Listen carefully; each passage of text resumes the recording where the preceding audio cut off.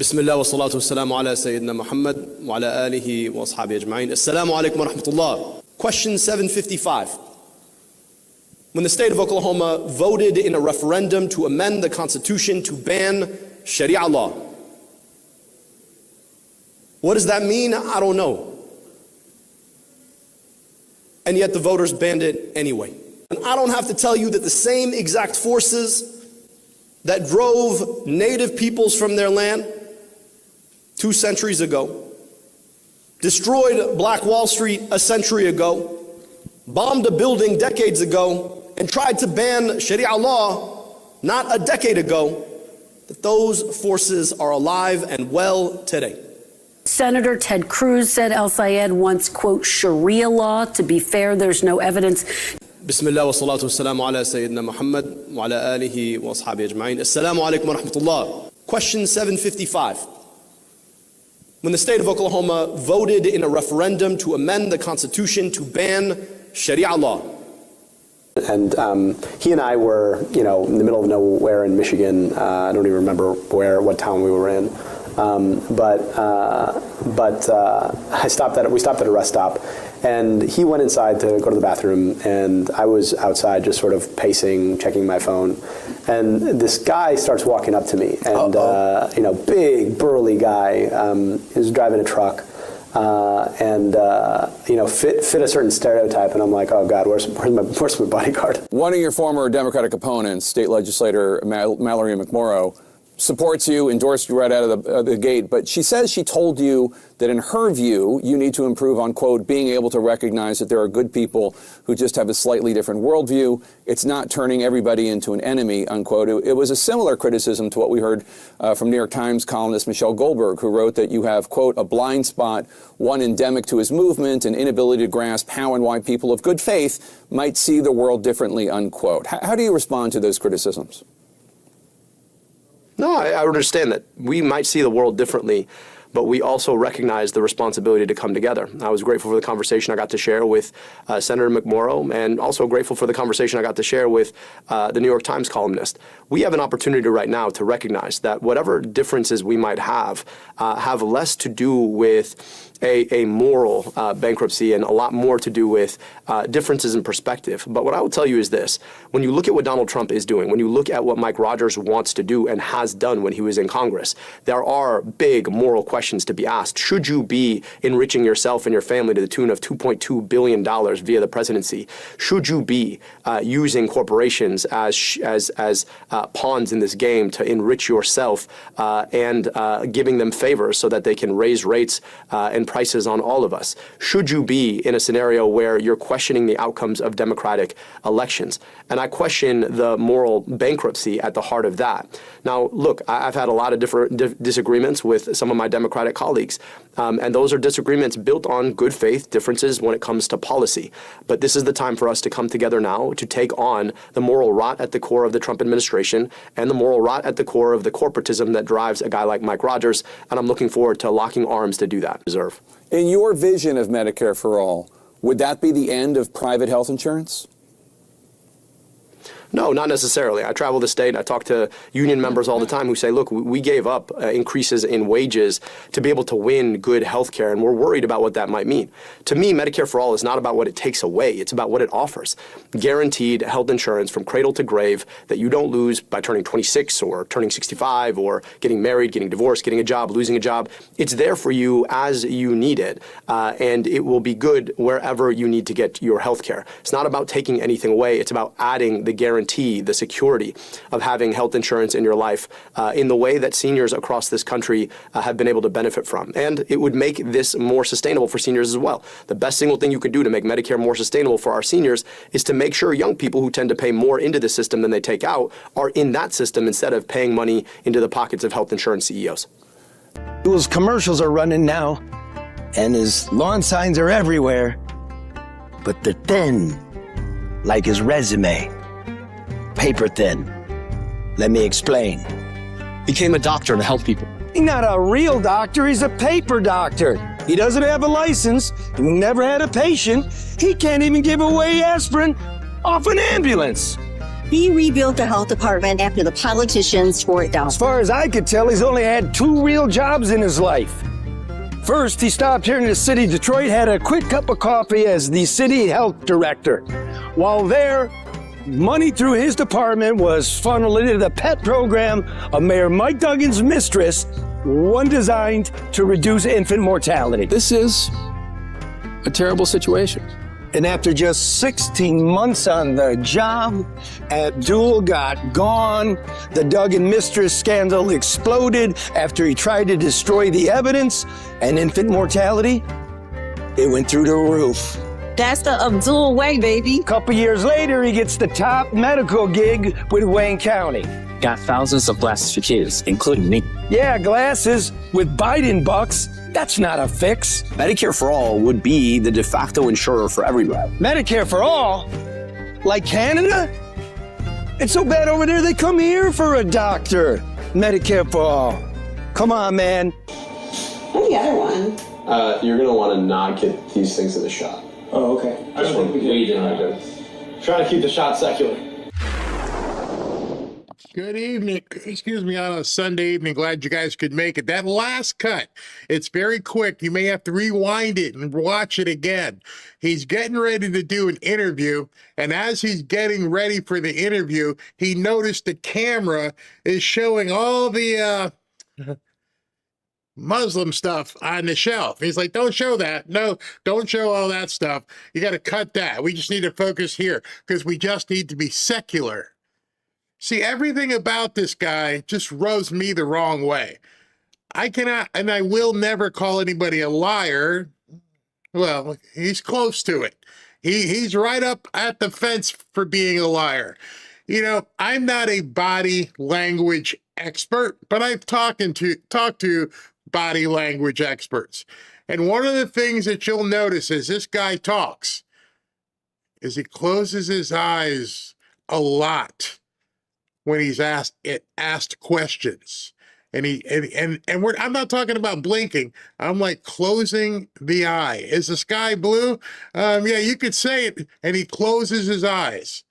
That is a telltale. FBI will tell you that is one of many tells in terms of somebody's either uncomfortable, being deceptive, or straight out lying. It could mean other things. It could mean you're thinking, you're pensive in thought, you're trying to think of an answer, but he kind of blows that away because how fast he talks. So if you ask me, what's the square root of, 940? And if I close my eyes, I'm thinking about that, 940. That's different than, hey, what's 2 plus 2? Well, 2 plus 2. He closes his eyes constantly. Go back and watch. If you guys are old enough to remember, excuse me, or you've done any sort of research on it, remember the debate with John F. Kennedy and Richard Nixon. And one of the things people, I was too young, obviously, but my mom told me one of the things that really moved people to John F. Kennedy was he was polished on television, he had on makeup, whereas over here, Nixon was sweating bullets. And just the fact of him sweating bullets was able to get Kennedy elected. Many people think he didn't look credible. He didn't look like he was telling the truth. He looked like he was trying to hide something. He's sweating bullets. So people can look at someone while they're talking and they can kind of address, is somebody really being truthful? Are they being authentic? Or are they following a script? Does somebody else have their hand up his butt at this point and trying to, say everything? It's funny, Medicare for All sounds great, doesn't it? Nope. Obviously, not even to his own household. His wife, who happens to be a doctor, even though he's not, she won't even take Medicare in her own practice. And Jake Tapper and everybody else don't even ask her, hey, if it's so fantastic, how come your wife won't even take it? She won't accept it. It's a ruse, and they are doing their best to do everything they possibly can to shove this guy down our throat. In fact, putting him out there on the Sunday morning talk shows to spew his stuff. And there was one thing he said there in the clip before the last one, when he talked about how, here he comes again. Just be ready, especially you Michiganders and people who know people in Michigan. They're going to come with this. Yeah, you get to keep your doctor if you want your doctor. That's not Medicare for all whatsoever. That's a straight up lie. Cradle to the grave. That's what you're talking about. You're expecting the American people to basically take the brunt of all these people, like, the newcomers and everybody, and have us pay for it over and over, cradle to the grave. And they expect on having lots of cradles. Lots of cradles. I really feel this past weekend that we do have mortal enemies within. At this point, with all the fighting on the right in themselves, with Hunter and Tucker trying to get together, and I just feel like it's a deflection to keep people's eyes and ears off of what's going on in Michigan. Because Michigan right now, I can tell you, everybody, never mind up in Maine with Susan Collins and the other whack job, Michigan sways the election. It will completely determine who's in control of the Senate. And so all of the nice things he's saying is all about Medicare for all, spending all kinds of money, and he's hiding. All of a sudden, he's in hiding with all the stuff he said at the beginning of that video. What did you just say? You're in America. Crazy. So this morning, he appeared on a bunch of the morning talk shows. For some reason, they stuck him out there and they want him to get out there. We're going to listen to an appearance that he had on Meet the Press, where, of course, Kristen Welker lied. Ted Cruz has said, that you want to have Sharia law, without any evidence. I guess she didn't even find the tape that I found. She didn't even take the time and do the research to show you the exact same tape I showed you, yet she was very quick to say there's no evidence that he wants Sharia law in Michigan. So let's listen into this interview. And Republicans are already making the Michigan race a test of the Democratic Party's direction, with President Trump seizing on El-Sayed's progressive politics and labeling him a communist. We do better against the communists, according to every poll. The poll says we do better against the communists. So he won, and so I think I'm happy. I put out a statement. Congratulations to the Republican Party.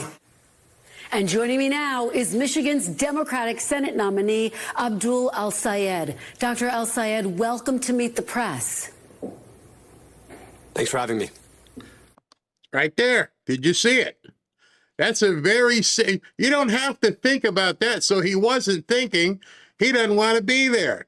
Watch how often, as he talks, I want you to listen to him. He's trying to do the whole Mandami smiley thing, but he's not as smooth as Mandami. He's terrified. He knows he's about to be found out. He is not going to be able to withstand the opposition research coming. They're trying to gloss him up and paint him and make him look all nice, but this is a sure tell. Thank you so much for being here, and congratulations. Let's talk about your victory this week. You narrowly defeated Congresswoman Haley Stevens, and when you actually add up all of the votes, the vote totals that went to Stevens and Mallory McMorrow, a majority of voters actually ended up voting for candidates who are more moderate than you. So how do you win over those voters who voted for someone else? Well, thank you, Kristen. Yeah. I really was just grateful for everybody who participated. And the overwhelming recognition of the vote tallies is that 500,000 more Democrats voted than did Republicans in that election. If that happens, we are going to win in a landslide. Now, I know that we had it out with a very tough primary. There were a lot of issues that were discussed and differences that were identified and fixated on. But I will tell you this, that all of us agree that our differences are far smaller than what we agree on. And what we agree on is that Donald Trump has been an existential threat to our... Okay, so that wasn't the question. That wasn't the question. You eked out a victory. Barely. With less than half of the overall Democrat population in Michigan. How are you going to get these people to come back? Oh, Donald Trump. It's not going to work, bro. That's all you offer is Donald Trump. You hate Donald Trump. We got to do everything we can to destroy Donald Trump and America. But what do you offer people? What do you offer the people in America and more closely, Michigan? Democracy.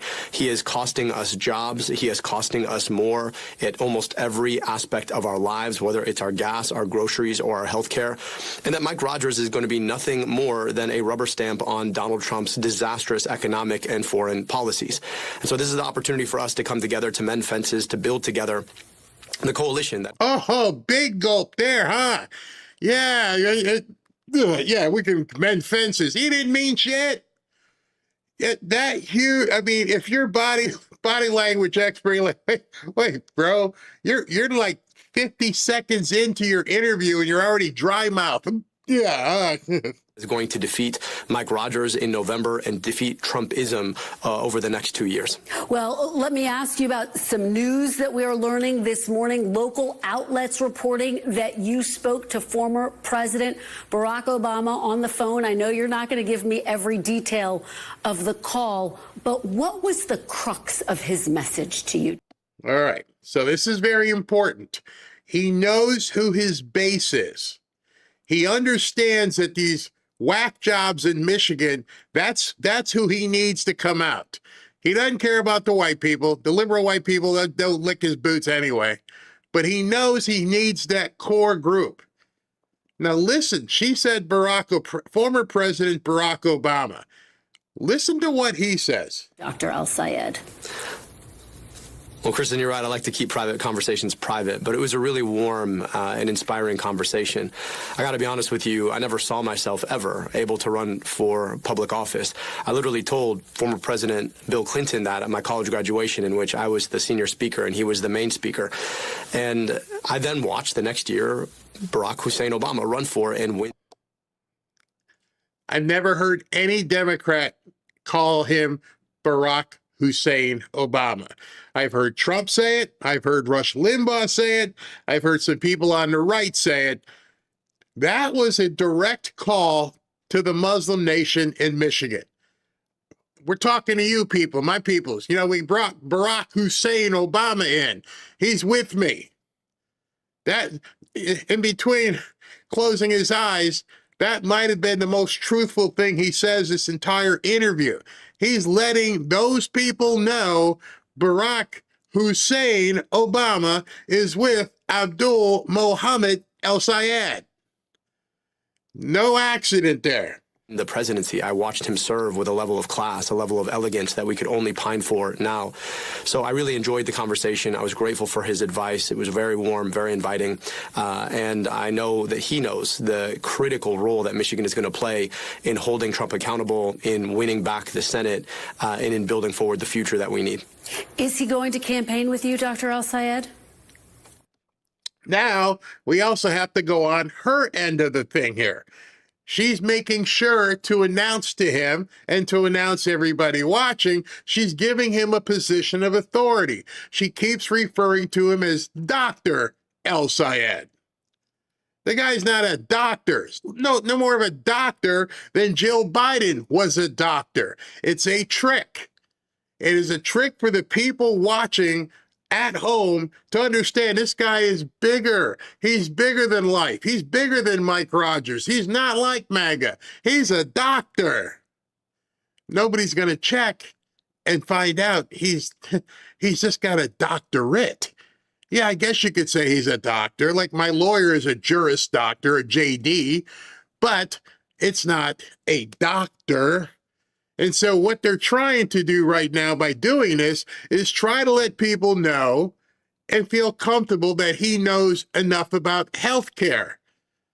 But they're not talking about like the guy in that last cut I showed you. Hey, how long were you involved in the healthcare in Detroit? Oh, you got bounced in like a year. That's it. That's your extent of your experience. But Christian Welker is calling him a doctor. Look, I really hope so. And it was a really good conversation about what we need to do to be able to win. And obviously, this is somebody who knows a lot about winning Michigan. And just to be clear, do you anticipate he'll show up on the campaign trail with you? Is that one of the broad topics you all discussed? Look, we talked a lot about what it'll take to win. Obviously, his presence here in Michigan would mean so much to the. See, somebody's going to point this stuff out. It can't just be me. Now that you're seeing it, you have to realize, dude, why are you closing your eyes that much? You don't do it when you're on a stump speech. See, if it was one thing, if you said, listen, he's got a nervous tick, and that's just how he talks. But if you have that nervous tick, if you always do this when you talk, you would do it when you're talking to your Muslim friends. You would do it when you're on a stump speech, in terms of your campaign. And you would do it when you're hanging out with AOC and, Hassan Piker. You don't do it with them. You're only doing it when you're on the spot. You're closing your eyes and pausing. And I'm telling you, having seen advertising in my career and understanding the ability for you to relate to people is always coming from here. If people don't understand, if they don't feel comfortable that you're looking them in the eye and telling them what you really think, you're going to be in trouble. And somebody's going to point that out. Somebody, I'm sure, you guys listening, somebody needs to point it out. There's a great deal of question in how this guy is answering these questions. You watch. Coalition that helped elect him. So I hope that we get to campaign together. One of the big issues you ran on, of course, was Medicare for All. So let's talk about that. All right. So you see that? She's talking and his eyes are open. They're not blinking. And only when it gets to the point of him answering the questions. Served as a public health official in Michigan. You even co-authored a book making the case for Medicare for all. Senator Bernie Sanders also campaigned on it as a presidential candidate back in 2016. 10 years later, this idea still does not have a majority support in Congress. If you were to win in November, Dr. El-Sayed, how do you make Medicare for all a reality when so far it has not had enough support? Well, Kristen, I've been up and down my state. And everywhere I go, people say the same things. It just shouldn't be this hard. And one of the big things that they bring up is the fact that they're worried about having to see a doctor if they get sick and what that'll mean for them. If they're worried about seeing a doctor now, wait till hell they get some of your Medicaid stuff, your Medicare for all. All they have to do is look across the water into Canada and yell, how long does it take you to get a doctor's visit? The people in Michigan can't be this stupid. They're seriously right there. Canada is sitting right across the water. Go ahead and ask some Canadians, what's Medicare for all like? They'll tell you, the ones that aren't flying over here to see a doctor. It's absurd. And much as what he'll say here in terms of you get to keep your doctor, I'm like, we're listening to Obama again. Sure, you get to keep your doctor. The median deductible, meaning the money that you pay to get the health care you already thought you paid for every single month, is about $4,500 for a family of four. That, considering the fact that the median income is about $80,000, means that you're going to lose more than a whole paycheck just to actually pay for the health care you thought you already paid for. Our system has only gotten less and less effective, less efficient over time as we've watched health insurance corporations collude with big hospitals and the pharmaceutical industry to figure out how to pick more and more of our dollars out of our pocket to put into theirs. We don't have to live like this. We have an opportunity to guarantee cradle-to-grave health care from... Now, assuming you're employed, who's paying $4,500 a year for health insurance as a single person? Maybe if you have a family, but if you're working, you're probably getting some sort of employer contribution. If you're not working, maybe you're on Medicare. And then the poor people already have Medicaid. So where is this large swath of people who can't afford health insurance? Now, it's very interesting what he's about to say here, which I hope people are talking about, because he's talking about you're paying too much of a premium out of your paycheck that goes to either your employer or to your insurance company. See, the problem isn't that you're getting charged. The problem for these people is who you're paying. You see, people don't understand what they're talking about in terms of Medicare for all. It's not free. They've been selling these people that it's going to be free. Hey, look at your paycheck. And when it comes out and it's got this much going to your company, your employer provided health care, and if you're actually writing a check, you're writing a check to the insurance company. We're going to do Medicare for all, so you don't have to do that. How's that going to work? He wants you to pay them. He wants you to pay the government. Well, I thought it was supposed to be free. Oh, wait till you hear this. The moment that somebody is born to the moment that they expire, God willing, at 120 years of life after a long, healthy life in their sleep peacefully. And it would guarantee them the health care that they need, independent of the circumstances, wherever they needed to go. That is the kind of security we've never had in this country, and it's the kind of security that the healthcare corporations have denied us. I have it. I know lots of people who have it. Maybe even you have it. If you get sick, if something happens, yeah, you go ahead and go to the doctor. Well, who's he talking to? He has to be talking to that small group of people who have to be even smaller in terms of having no coverage. Because, like, remember, the poor peoples have Medicaid. They're covered. They need to go someplace, they get to go. People are disabled, we get to go. So who is it he's referring to? So we're watching more people support Medicare for all every day. We're watching more elected officials support Medicare for all every day. And in a lot of ways, this campaign was a referendum on whether or not we want health care here or bomb somewhere else. And I think the Michigan voter chose health care here. Well, some Americans worry, though, you can only make Medicare free and universal if you increase taxes. So if you are elected and make this push, would you need to increase taxes?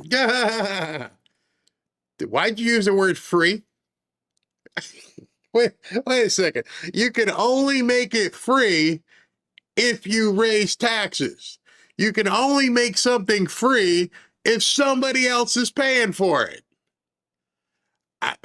I'm not the smartest person in the world, but I know the definition of free.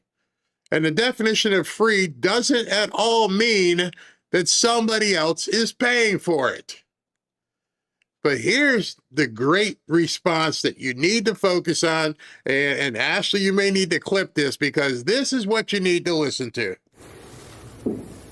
As I've said across this campaign, I am for taxing billionaires their wealth. What about people who make less than $1 billion and less than $1 million, though, Dr. El-Sayed? What about people making less than $1 million? So for the average person, and you look at your W-2, if you're an employee who gets paid every 2 weeks or 4 weeks, after you pay your taxes, the next biggest check that comes off the top of your pay stub is to your health insurance company.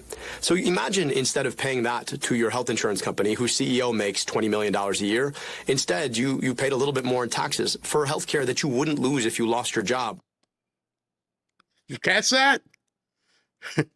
What'd you just say? I'm sure there's many people across America. What did you just say? Let me rewind that just for a couple of you guys who haven't seen it or didn't catch it. Listen to this again. Your pay stub is to your health insurance company. So imagine instead of paying that to your health insurance company, whose CEO makes $20 million a year, instead you paid a little bit more in taxes for health. You're taxing everybody. What the hell happened with millionaires and billionaires? And I applaud Kristen because she said, Kristen, she asked the question, what about people who aren't millionaires? Oh, you're going to pay more too. Really? Did you just admit that people who aren't rich are also going to have to pay more in taxes? He just said that. He just said that with his closed eyes. You're going to have to pay more in taxes even if you aren't rich. Who the hell is going to go for that?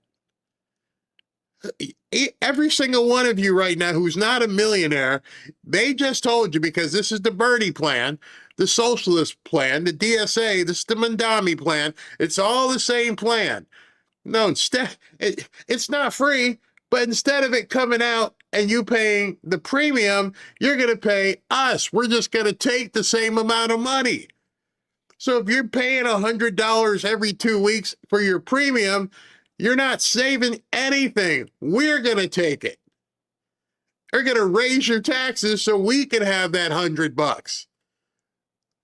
Like I said, I'm not the smartest guy in the world, but I'm pretty sure that's not free. I'm pretty sure everybody who can understand what he just said went, what? That's just a ledger switch.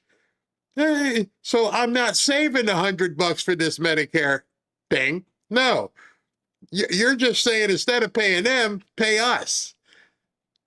Yeah, that's going to work. Care that you wouldn't lose if you lost your job or turned 26 or got married or got divorced. I think all of us would be a lot more interested in that kind of a system if we knew that our health care would be free at the point of care and would be free. Oh, man, free at the point of care. So what you're saying is that, somebody gets sick because you've taken more in taxes, the doctor's just going to say, oh, yeah, we're done. You don't have to pay anything. It's all paid for. Your little $100 every 2 weeks is going to cover your knee surgery. Huh? How's that going to work? I can't even imagine the actuarial gymnastics you would have to go to sell this to an insurance company. Oh, that's right. It's not an insurance company. You're just going to make the doctors do it, except for your wife. Without having to worry about losing it in general. So there's an opportunity here, I think, to trade what we give to a big corporation who gets to decide who we get to see and who we don't for a little bit more paid into FICA. And Mike Rogers and every Republican, you need to clip that and understand what he just said. Instead of paying them, pay us. That's not free. And in that regard, Mr. Syed, Dr. Syed, are you going to deduct the money from my paycheck? Just switch it? Oh, he just said he was. You're just going to pay more in FICA. Who the hell is FICA? He's FICA. You have the option to determine what level of insurance you want right now. Younger people like, man, just get me, major hospital stuff. I'm good. Pharmacy. They're like, no, we're going to take it, instead of taking it out of your paycheck and dispersing it, we're going to take it out of your check in FICA. Now, I want anyone to tell me, you think that's ever going to come off your paycheck? Ever? Ever.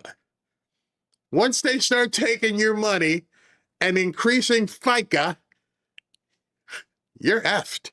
I think that's a trade that's worth making. I think the broader public understands that that's a trade worth making, considering how many people are holding medical debt, a third of all Michigan households right now. Okay, so I know, slow down. Don't blink. You're going to take the money we pay woman works every 2 weeks and she pays her premium. At any time at the end of next year, she can tell that boss, I don't want this anymore. My election for this coverage, I don't want it. But what you're saying now is we're going to shift that money from the employer collection for the premium, and you're going to pay us on FICA forever. What if I want to get off of this roller coaster? Sorry. What if I don't want this program anymore? Sorry. You think your employer's going to stop collecting your money out of your paycheck? What happens when they raise the amount? I'm sure when they put all the fine details on paper, they can raise the amount that they need to at any time. It's a tax. And so it's just going from your paycheck. Forget your direct deposit. They're just taking it. And this is what he just told everybody on television, even though he was blinking. Very clear you're describing this trade-off. You are effectively acknowledging that people making less than $1 million could see their taxes go up. I just want to be very clear. Is that a yes? She tried to give him an out. Yo, bro, man. People are watching this. People are going to clip this.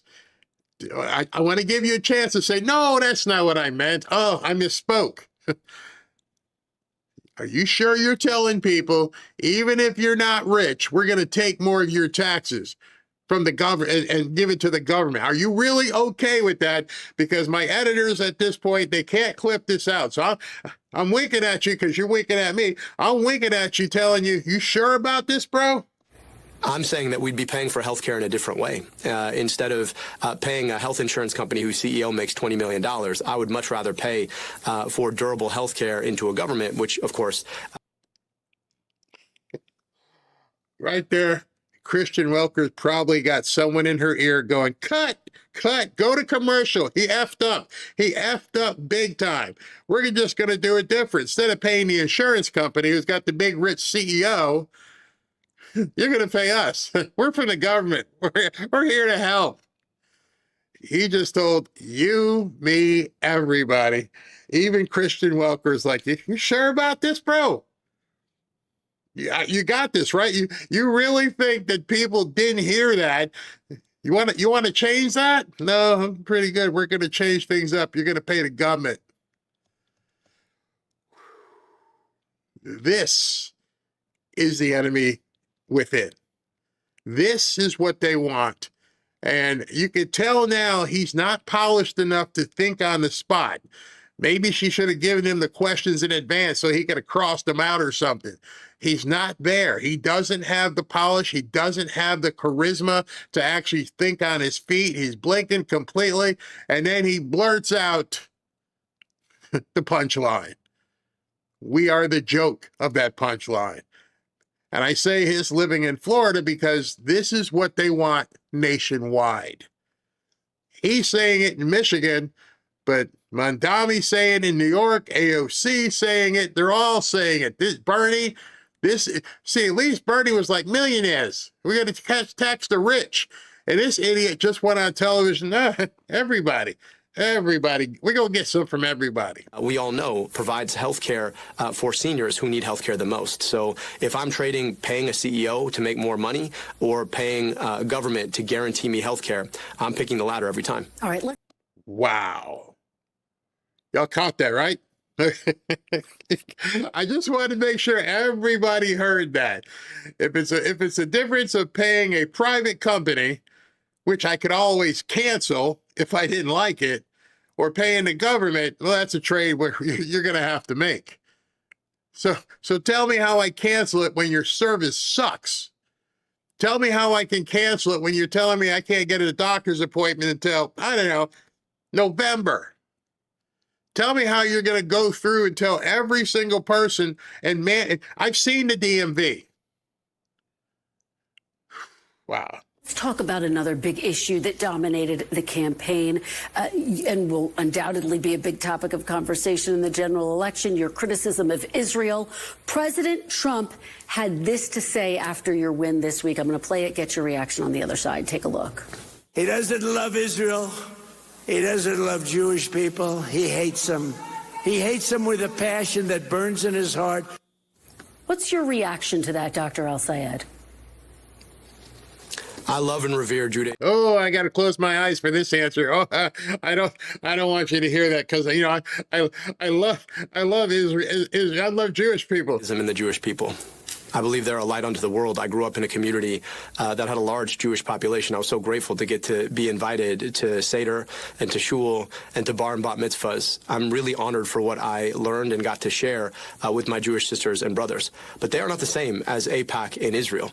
AIPAC is an organization that spent, $30 million to beat me so that they could have one more vote in the U.S. Senate to guarantee that our taxpayer dollars would be sent abroad to subsidize a foreign government's military to do the worst things: genocide, apartheid, take us into wars we have no business fighting. And I'm running for Senate here in Michigan. I believe that we have a responsibility here in Michigan. I want our tax dollars spent to provide good schools, to pay for health care, to rebuild our roads here in... Do the Democrats have one platform that they just run every election? We're going to spend more in schools. I'm 65. I swear I have heard them talk about spending more money in schools for 30 years. Every single election, we got to spend more money in schools. Well, we know the student population is declining. We know they still can't freaking read. The entire city of Baltimore can't even read at the grade level.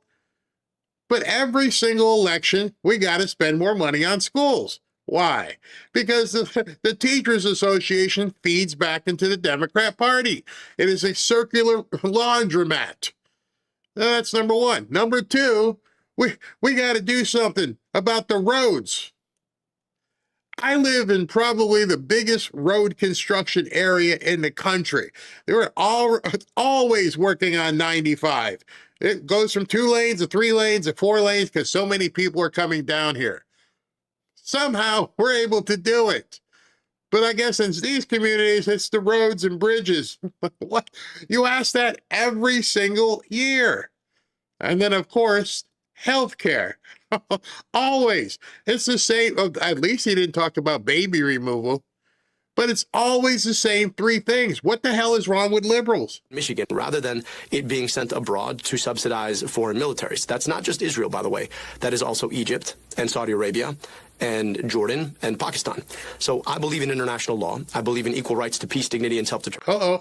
Uh-oh. Did you hear that? Yep. He's echoing Mandami. I believe in international law. Man, these people want to destroy America. And if people don't listen closely and they just play along with the smiles and the crazy, cringy dances that they do and the promises of everything, and you don't listen, I believe in international law. Trust me, you do not want to have international law being the parameters upon what you have to live under. But this is where they're going. International law. It's scary. Determination for all people. I believe in a process that allows a free Palestinian people and free Jewish Israeli people to come together around what they believe the ultimate peace should look like. And I believe that our tax dollars should be spent on the things that are needed here in Michigan rather than to subsidize foreign militaries abroad. Let me follow up with you on that point. You've just reiterated that you would rule out unconditional foreign military aid to Israel. Just to be very clear, is there any scenario where you would approve more aid to Israel, more military aid in any form? She's trying to bail him out again. She's like, oh, this guy, this effing guy. Did you hear what you just said? You just told the world that if you get elected, you don't want to spend a dime on Israel. No money to Israel. She's like, oh, I'm sure you didn't mean that. Let me come back and ask you a second time. Are you sure that's what you want to tell everybody? Well, if we were in a scenario where there were equal rights to peace, dignity, and self-determination for the Palestinian people and Jewish Israeli people. There wasn't no if there. Okay, if the Palestinian people got the same thing. That's not what she asked you. Nobody asked you about whether or not there was equity between Israel and this place you make up called Palestine. Nobody mentioned that. It was a very simple question, and yet you're dodging. And they had come together to achieve that ultimate peace, and there were circumstances in which that was guaranteed. There would be a very, very different circumstance. But for right now, we are in a situation where we are continuously subsidizing the military of a state that has behaved in ways that can only be described as rogue. You think about the genocide in Gaza. You think about the continued attempt to annex southern Lebanon. These are things that we cannot subsidize, considering the fact that we have kids who need better schools and better roads and bridges and better health care here in America. This guy is evil, and he can't answer questions if he's not given the answer. I don't understand how he didn't know that might come up. He's nervous. He doesn't like it, and he keeps going back into Palestine. Saying you would not support sending aid to Israel, which was attacked by Hamas, but you have also... Third time. She understands he's stepping in it right now. She understands, dude, you have stepped in a bear trap that I don't think you're ready to extricate yourself from. So let me ask you again. Said that you would support sending military aid to Ukraine, which was, of course, attacked and invaded by Russia. Where do you draw the line there? Well, in Ukraine, you're talking about attacks from a leader of a neighboring sovereign country who clearly violated international law in attempting to breach the sovereignty of the Ukrainian public. That is conditional on that circumstance. We have been offering unconditional foreign military aid to Israel, independent of the circumstances, for years and years and years. And might I say, it's not just Israel, it's also Egypt, it's also Jordan, it's also Saudi Arabia. That's the difference. It's about the conditions. So when we're talking about taking on Putin and his violation of international law, I do believe we have a responsibility to uphold international law. And international law. See, the one thing you can count on with these people, that you have to count on, is they're not lying to you in that regard. They're straight up telling you, we get in power, you're going to be ruled by a set of judges over there in The Hague. The International Criminal Court is how things will be run. And so you're going to let a group of people that sit on some international board determine who are criminals here and around the world. Not our courts, the International Criminal Court, which also tells me the International Criminal Court is completely illegitimate. These guys wouldn't be talking about the ICC if they already didn't know in advance that it's illegitimate. To support Ukraine in its efforts. You have said, and I want to talk about your political identity now, you have said you're not a democratic socialist. You were backed by Senator Bernie Sanders, who of course proudly says he is a democratic socialist. You've even attended events hosted by the Democratic Socialists of America. Where do you differ from Senator Sanders? Is there one policy issue where you can point out a difference? Capitalism. You know, I'm a scientist and I believe in... I'm a scientist. What have you been scientisting? Tell us some of the experiments you've been doing.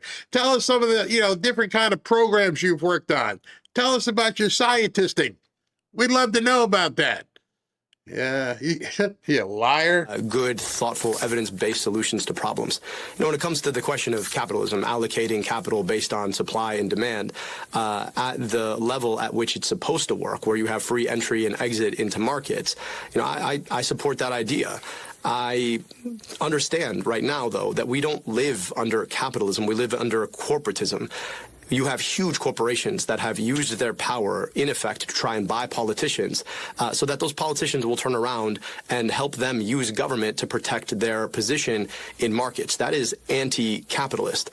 And look, you can go back to Adam Smith, the guy who coined the idea of capitalism, and he understood that the biggest risk to capitalism was not government regulation. It was always monopoly and oligopoly. If you think about the circumstances that we live under right now, the power of the biggest players in almost every market, both to squeeze labor to pay us less and to raise prices so that we have to pay more. That it's all blather, blah blah blah blah blah blah blah.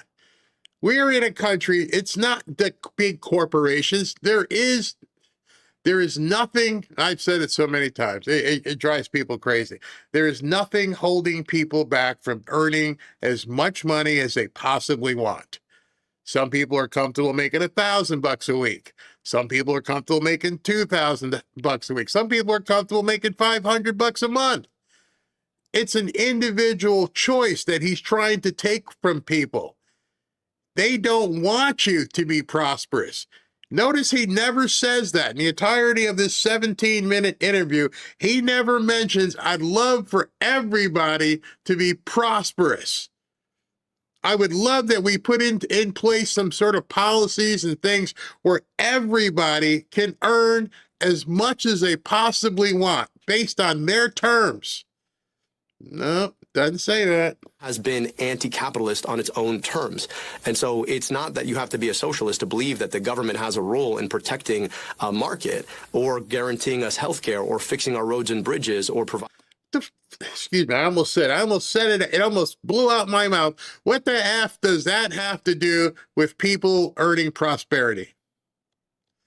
You've been talking about schools for 40 years. You've been talking about roads and bridges, but for some reason you don't want the college kids to get out of college and go work on roads and bridges. You don't want people to actually increase their position in life. Medicare for all, everybody for all, everything's the same. You can't do better than me. I even saw one guy today and said it was interesting. Interesting.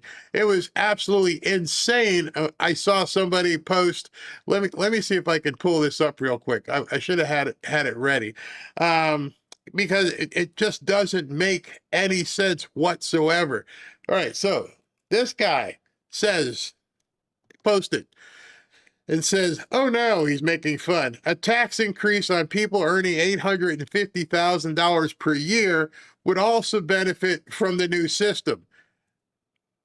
And my question is, just how would people making $850,000 a year benefit from so-called Medicare for all? Show me a single person with that level of income who won't be using their own doctors. If you made Medicare for all, and it was truly like you said, oh no, you can keep using your own doctor, well then guess what? If I make $850,000 a year, I'm going to go to the doctor I want to go to, the doctor that takes cash. I don't need Medicare for all. So what in the hell are you talking about? They're going to benefit from the new system. Trust me, I don't want to benefit from Medicare for all. I want nothing to do with it. You see, one of the things that every single person should be able to enjoy is the best of the best.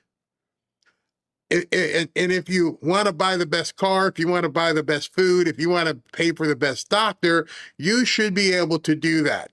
Government shouldn't tell you, no, Susie and Shaniqua can't go to that doctor, so you can't either. That's what they're going for. Providing us good schools. It's that you have to understand what capitalism is and how it works. I want to give you an opportunity to respond to some of the other attacks against you. This is an ad by the Republican Party. Take a look. Abdul Mohamed El Sayed, the most radical Senate candidate in America. Pretty dangerous. El Sayed pledged support for the leader of the Muslim Brotherhood, a designated foreign terrorist group. Radical, dangerous. How do you respond? A lie. We always knew they were going to go here. I mean, notice how they chose to use my full name in echoes to exactly what they did against. Wait. Using your full name is wrong? Why would using your full name be the wrong thing? He's going to talk about Obama here. President Obama. At the end of the day, it's not radical to believe that people. Wait. You just said Barack Hussein Obama, but you're upset because they're using your full name. Why would that even bother you? Because we know what it is. You're trying to show people that you're kind of brownish. You might look Spanish or Italian, whatever, but you don't want people to know that you're Abdul Mohamed El Sayed. Why? Why don't you want them to know? And by the way, you didn't address the question where she said you were aligned with some of these people. You just completely blew it off. People should be able to afford their groceries. It's not radical to believe that you should have health care in this country. We're looking at puppets. Wait, if you get in trouble, if you get in trouble and she asks you a question you can't handle, go back to roads, bridges, health care, and, something where poor people need. She asked you straight up. We're going to talk about the attacks on you. And what do you first pivot to? Yeah, poor people need medical and the grocery. It's not what she asked you. It's not radical to believe that you don't think the president should be able to deny elections or make $2.2 billion off of his role in office. It's not radical to believe that all of us should be able to breathe clean air and drink clean water. Hold on. Let me check something. Yeah, the water I'm drinking is pretty clean. Even though the water in Florida sucks, by the way. Nobody drinks water out of the tap down here in South Florida. I don't know if you guys ever noticed that, but nobody drinks water out of the tap. We all have bottled water or filters or different things on your refrigerator, but it's clean. It's really clean. Where are all these places in the country where you can't have clean air and clean water? I didn't know that was another big problem. Yeah, the people up in Ohio had that chemical leak and all that stuff. But other than that, other than an emergency, an accident, who doesn't have clean water? Oh, that's right. Maybe Detroit, maybe New York, maybe the blue states. Those are the things that I've been fighting for. I believe in an America where all of us can come together to build together, government of the people, by the people, and for the people. Now, they're going to try and paint me as a certain thing, given my name, but I also think it's important for us to recognize that America has a long history of embracing. America is a lot bigger than very small people like Donald Trump or J.D. Vance or Mike Rogers want to make it out to be. And so... Dude, you're the one who's buddy-buddy with Hassan Piker. You're the one who's doing everything with the guy that says 9/11, we deserved it. You're the one who pals around with the guy who says F black people. You're the one. How can you put it on somebody else? We're just watching the videos. We're just seeing what you're doing. And you're telling us we're the bad ones because we're telling other people. We're the bad ones because we're letting people know you're a scammy liar. I didn't want to call you a liar before. I wanted people to see this. I wanted them to see how the signals that you're putting out on with your eyes. You're lying. You can't even answer a home field advantage question from Christian Welker. I'm grateful for all that America has given me, and I'm grateful for the opportunity now to put myself out there and ask my fellow Michiganders for their stake in our democracy to be able to build an America that's more just, that's more equitable, that's more sustainable, that's more empowering, that's more American than the vision that Donald Trump, J.D. Vance, and Mike Rogers have for it.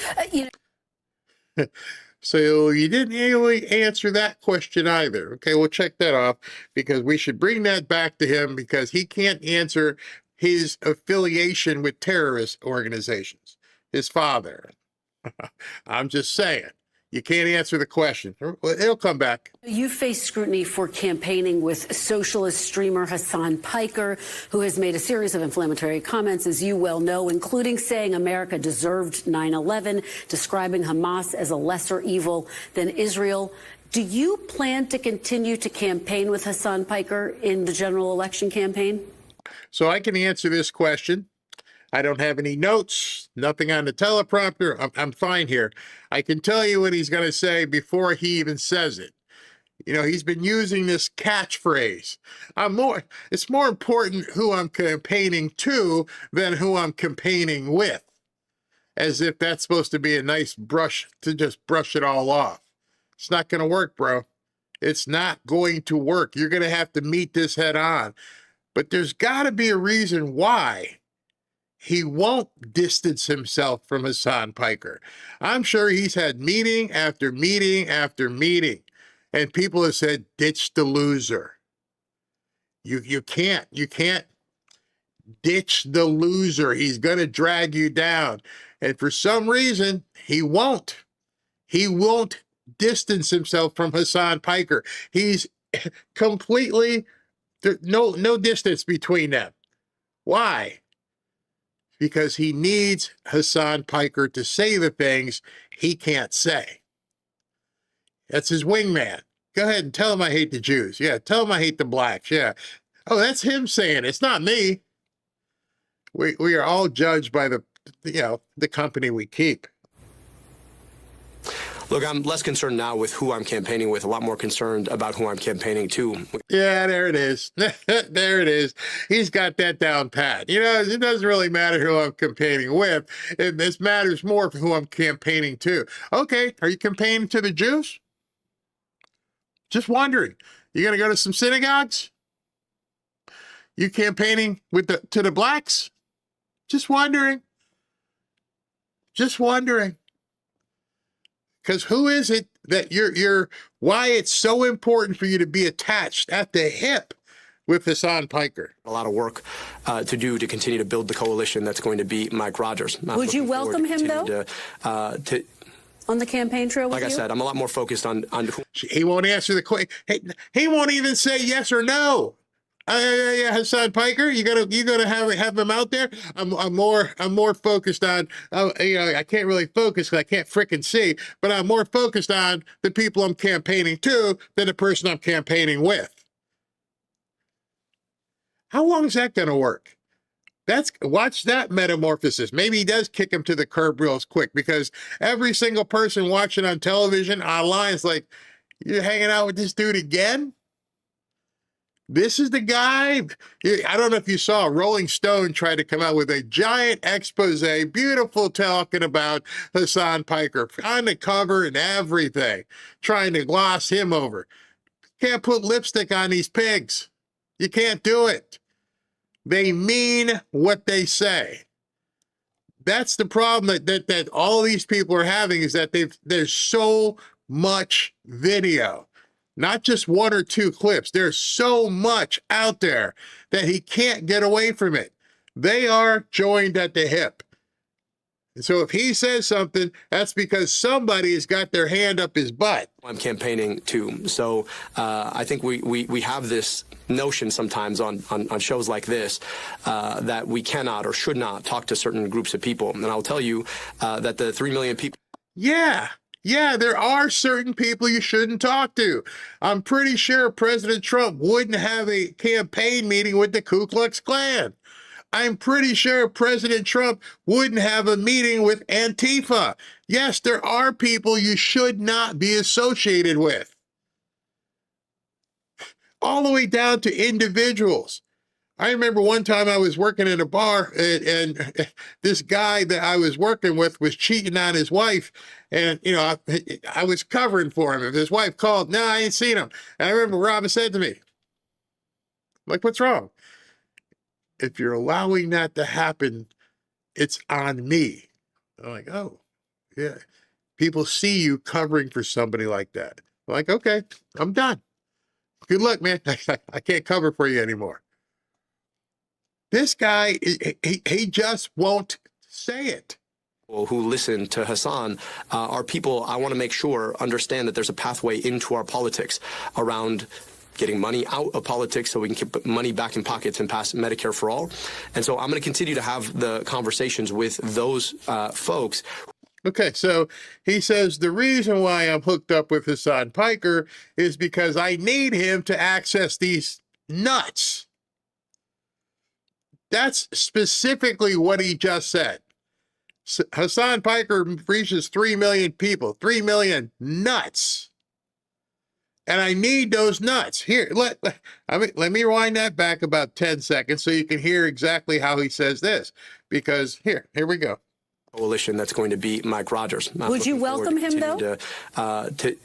On the campaign trail with Like I said, I'm a lot more focused on who I'm campaigning to. So I think we have this notion sometimes on shows like this that we cannot or should not talk to certain groups of people. And I'll tell you that the 3 million people who listen to Hassan are people I want to make sure understand that there's a pathway into our politics around getting money out of politics so we can keep money back in pockets and pass Medicare for all.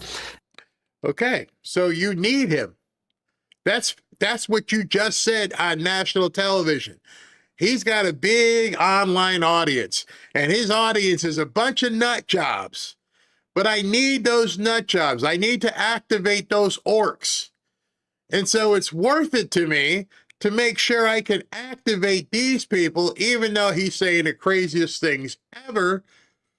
The degenerates that listen to him, who think that we deserved it, everything that happened to us on 9/11, who believe that October 7th was deserved, who believe that putting babies in ovens was no big deal, who believe all the crazy stuff that he believes, I just can't say it. And he's got 3 million people who watch him that I need to get elected.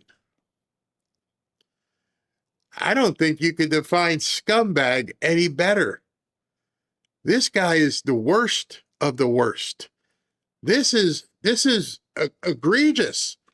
He just admitted on national television that I'm hooked up with this guy because of his audience.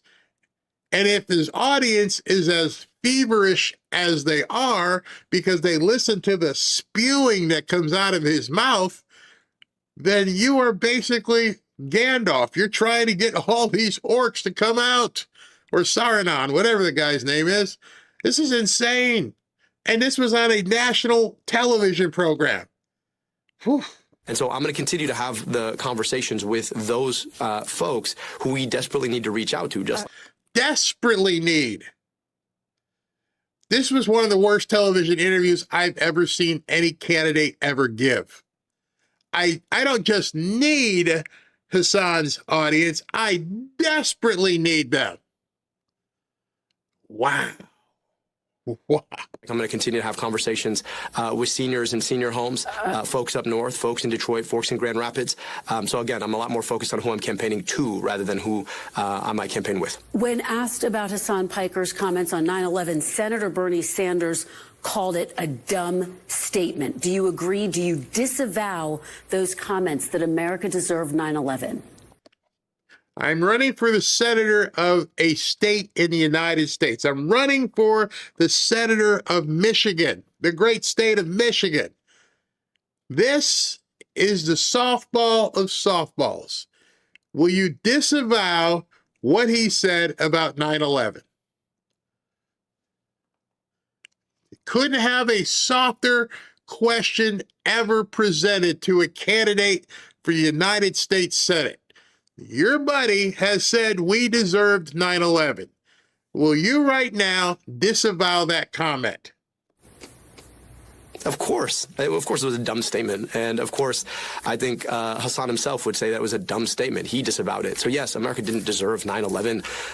But, you know, to... No, there's no but. See, you were doing okay. Even with the blinking, you were doing okay. Of course. But... Dude, you should have just ended it. Stupid statement. Okay.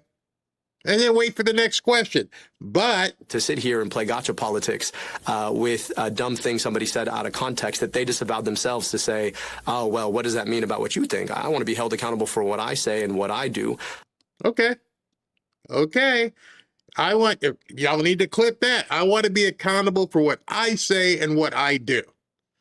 Gotcha. Rather than this idea that we're so stuck in cancel culture that all of us agreed was a bad idea back in 2020, but we seem to want to bring back. We are out of time, but I have to ask you before I let you go, if you win, you will be the very first Muslim to serve in the Senate. What would that mean to you, Dr. El-Sayed? Honestly, I haven't really thought that much about it, but it's more about what it means to America. You know, this is a place that some people want to define as a lot smaller than it is. I've been Abdul in Michigan my whole life, and I know that people are big-hearted and open-minded. That's the America I've always seen. And once again, Michiganders get to prove just how big-hearted and open-minded we really are against the small vision that people like Donald Trump want to perpetrate on us. So it really is about proving out the America that America has always been, this place that embraces people beyond differences in faith or ethnicity to come together around the ideals that bind us here. I don't even know what the ideals are. You guys watch that, and I still don't know what his ideals are. Other than roads, bridges, more money for school, and health care for all, what exactly is it that you want to bring to America? Lying? Man, you had to see it for yourself. I don't know if you saw it earlier, but damn, what'd you think of Hassan? No, that was full of crap. I mean, Abdul Mohamed El-Sayed. That's who he is. If you and I were playing poker right now, and I do this, Barry, I'm all in. I'm all in, man. I'm all in. What would you do? I'm calling that. I'm calling that. Oh my gosh. My God. Yeah, I read body language too when I play poker. He's definitely full of crap. I mean, I was hoping people would look at that and just watch it. And then now the next time he's at a rally or something, and watch the contrast, watch the difference of him when he's talking his crap and he's going, he's fine. He's not doing, I don't know if he puts, toothpicks in his eyes or something, but man, it was awful. I'm like, bro, you got something wrong? Something in your eye? Light's too bright or something? Do something. Get some, it's funny. I was telling Rob, I don't even know where they are now. I have eye drops. Sometimes, like we go to a break or something, I put eye drops in because looking in these lights sometimes can be, it can be a pain in the butt. If she had cut to a commercial, hey, cut me, Mick, do something. I can't. Cut me. Yo, Adrian. There they are. They're right in front of me. There's my little, my little eye drops right there. Just pop them. Crazy. Oh my goodness! Well, that was a long story. I have a cut number 3 that will dovetail off the end of that. So, and then I grokked the information too. So that is right below it. So Number three three. first. Wait, you want me to go to number 3? Yes. Okay. Spencer Pratt. Spencer Pratt. I don't see Spencer Pratt. I see. Oh, it's Eric Doherty, but it's cut number 3. It's labeled, right? Yeah. Okay. It's Eric Doherty. Okay. Yeah. I got it. Got it. All right. Oh, my bad. There you go. So Spencer Pratt just mic dropped socialist Mr. Al Sayed.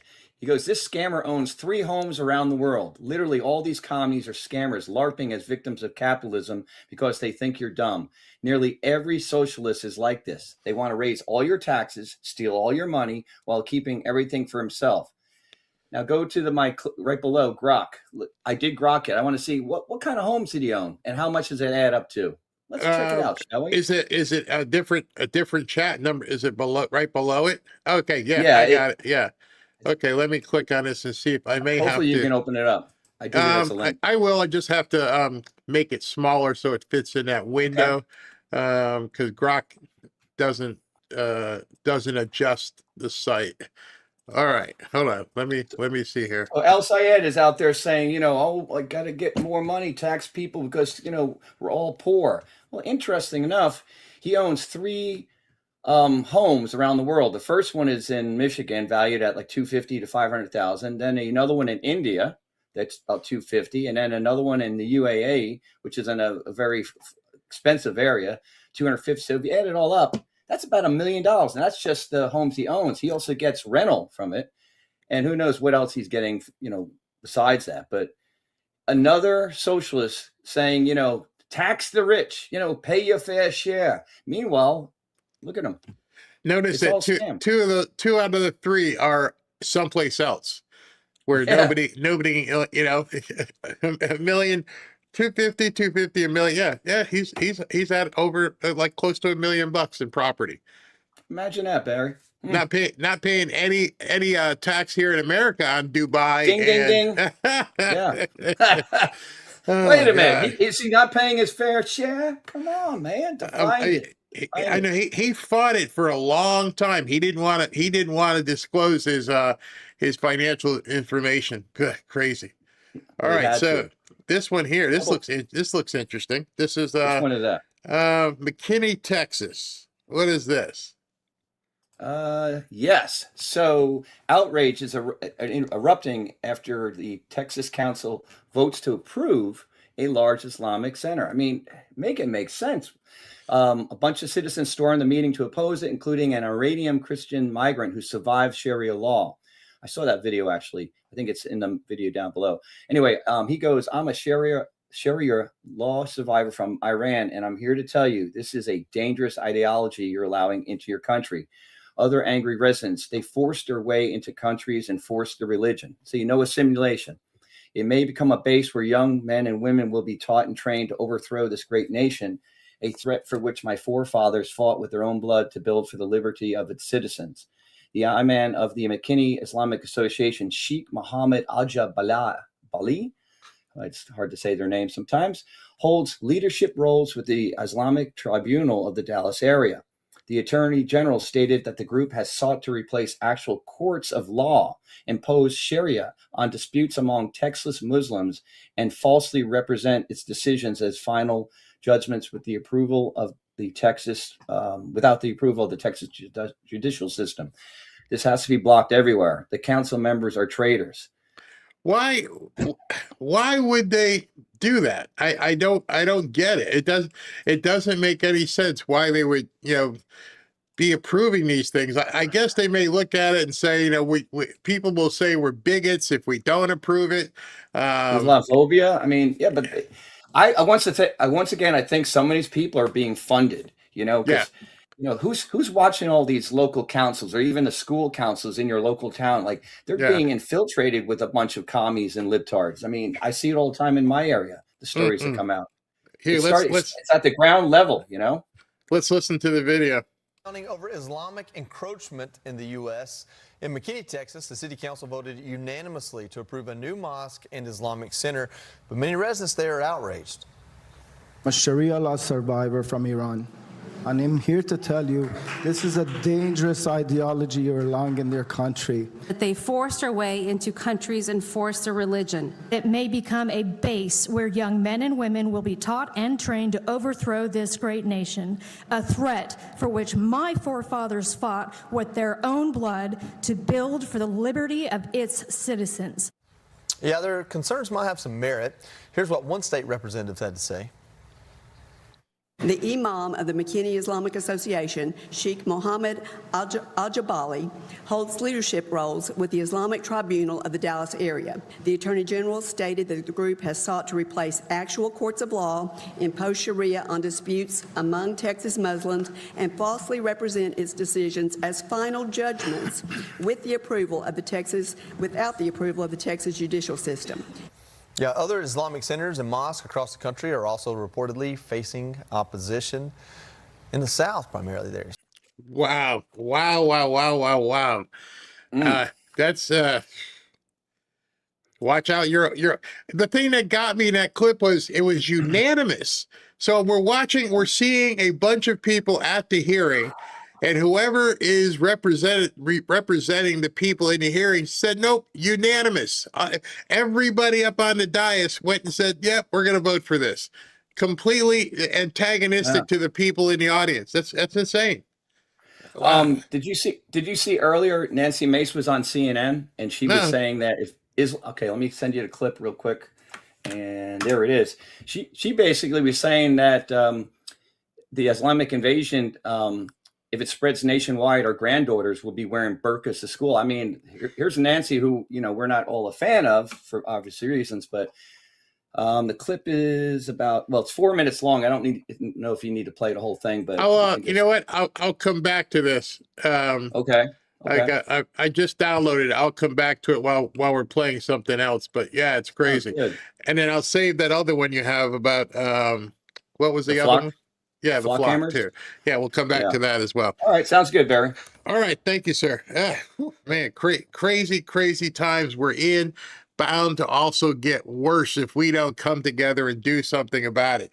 Hey, I want to talk to you about tonight's sponsor. I'm a little bit late with it, but have you ever burned yourself on the fire in the backyard at your barbecue? Have you ever cut yourself while slicing meat? Or have you ever had one of your kids fall and bump their noggin and the blood and tears start falling all at the same time? When someone's suffering from a bad burn or bleeding really badly, the person who saves them usually isn't the paramedic. The person that saves them is usually whoever's prepared at the scene. And most of us, we usually have nothing but Band-Aids. Well, the National Institute of Health says 40% of trauma deaths happen from blood loss before paramedics even arrive. Luckily, I'm married to a former paramedic, and Robin has done all kinds of first aid and trauma and triage at different places where we've lived. She has us protected if something happens. Robin has 3 first-hour paramedic kits if we need immediate triage. She's got 1 in each of our cars and 1 here at home. And I'm talking a real trauma kit. So I want to show you this because here's what it looks like. It comes in this bag here, trauma kit. And then on the back, it tells you all the different things that are in here, if you guys can see it. It's a first aid, Israeli bandage, a tourniquet, a splint, a survival blanket, a chest seal if we're an open wound, gauze pads, compressed gauze, trauma shears, non-adherent sterile pads, triangular bandage, burn dressings, medical tape, alcohol prep pads, and a whole bunch more. So I'm going to jump into this and rip it open and show you what it looks like, because it's pretty amazing. You get all of this right in one package. Comes in this handy package. It says first hour. There you go. You can see it. And when you open it up, it's got all this stuff in it. I mean, it's all packed in here tightly, but if anybody ever has a problem at all in your house, you can, once you know how to open the thing, can get in here and get whatever it is you need. Whoa, it's all flying out right quick. But here's the bandages. There's a big split right there if you need it. Here is which one is this? That's the triangular bandage. It's all in here. It's got shears. It's got, where are they at? Here's a tourniquet. Here's an actual tourniquet that you could put on somebody. And these are shears and stuff in here. All of this is a first aid kit. And when Robin showed it to us, she was like, yeah, that's something we used on the ambulance. This is the real deal. This is the thing that actual paramedics use. Tourniquets, Israeli bandage, gauze, chest seals for open wounds, trauma shears. You don't need to be a paramedic to use it, though. It's very easy. Everything you need is in this bag. Every item has instructions printed right on it. So, for instance, here's a chest seal bandage. Here's a chest seal, and right on it, you can see the instructions right there. Clean and dry wound. Remove protective liner from adhesive coated surface. All the instructions are right on it. So you should know at this point that this could be indeed a lifesaver. This kit buys critical time before help arrives. It fits in your glove box, it's waterproof, and it's absolutely practical. I hope you never have to be the one dealing with someone in need of that kind of immediate trauma help. But if you do, you need to be prepared. Do yourself a favor, scan the QR code on your screen or head to fanfareshop.org/first hour. That's fanfareshop.org, the number 1 sthour.com. Grab yours today. I'll be back in 90 seconds.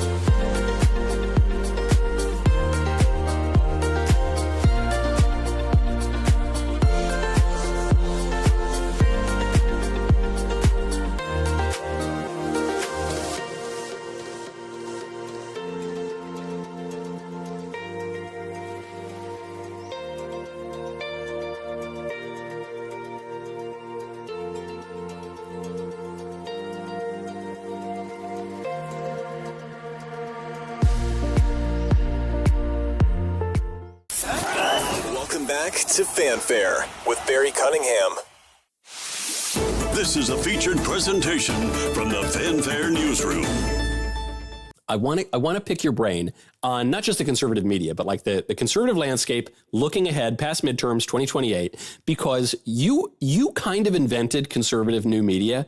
And you don't really get credit for it. So you saw the future of where the right was going, especially costing tens of millions of dollars to be that early. I know. It was a mistake, Michael. You might have wished you were a little later, actually, to the idea.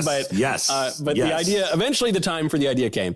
And so looking ahead to 2028, there's this whole horse race that seems to be playing out in the conservative media between Vance and Rubio.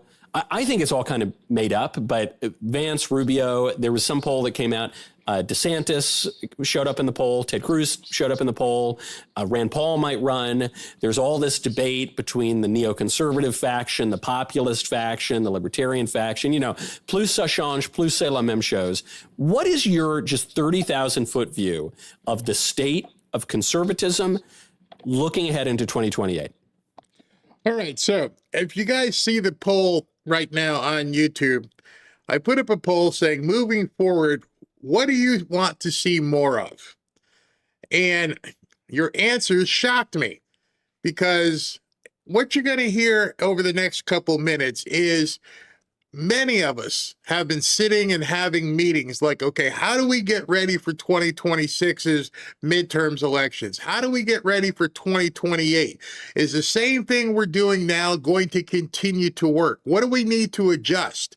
Because as we move forward, probably in the next couple weeks, things are going to ramp up considerably. I know that I will be following, as I have been, which will never change. I will cover President Trump's appearances, which I think will be many. But other than that, what do we do day to day? Do we cover news? Do we react to news? Do we explain it? Do we do our own stuff? Do we get out there in the street like Nick Shirley? What do we do? And so I wanted to find out from you guys. There's almost 2,000 votes. And I said, you guys want to see documentary style segments? Only 6%. Deeper dive on topics, 16%, which was number 2. More interviews, the worst number. Only 5% of you want to see more interviews. Thank you. Because I hate some people that we talk to. I love some people. But you guys are like, nope, no interviews. So I'm like, keep doing what I'm doing. 74% keep doing what we're doing. The reason why I'm asking that is because I firmly believe that this space that we're in right now is becoming oversaturated. It is becoming too easy for people to come into this. And a lot of them, how dare I say this, have a smaller skill set in terms of how they're covering things. I don't just want to sit there and click tweets after tweets after tweets and talk about something. I want to edit. I want to bring more actual visuals to you guys. So I spend a lot more time. And I was listening to Glenn and Michael Knowles here, and obviously Glenn, he's probably the elder statesman at this point, since there's no Rush Limbaugh. Many of you may not have followed Glenn anymore because of different things he does, but he is one of the elder statesmen. And so he has something very interesting here. And I wanted to, interact with you guys and hear what you have to say. There's a couple of things. First of all, if you want to talk about the state of podcasting, and the state of the media, I think it's all going to change. Again, I have the same feeling I did in 2010 when I'm like, television is over. It's time to move to the internet and do live podcasting on the internet, which hadn't been done as a network. And I have the same feeling. I don't know when it's coming, but it's coming, and it's going to be a dramatic change. And I haven't pinned it down yet, but I have that same feeling about it. This is all going to change. See, I feel the exact same way. And so the only thing I can go on is based on what you guys say.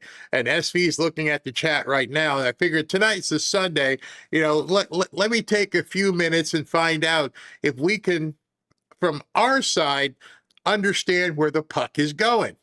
Because I'm telling you, over the next 2 years, things are going to explode. We're going to see all the stuff that's happening with the communists. We're going to see all the stuff that they're getting ready in position to go for 2028. And we're going to see them try to push MAGA off to the side. I don't know yet who is going to take up the mantle of MAGA. And so a lot of stuff is in flux right now. And I want to make sure I'm doing what you guys want.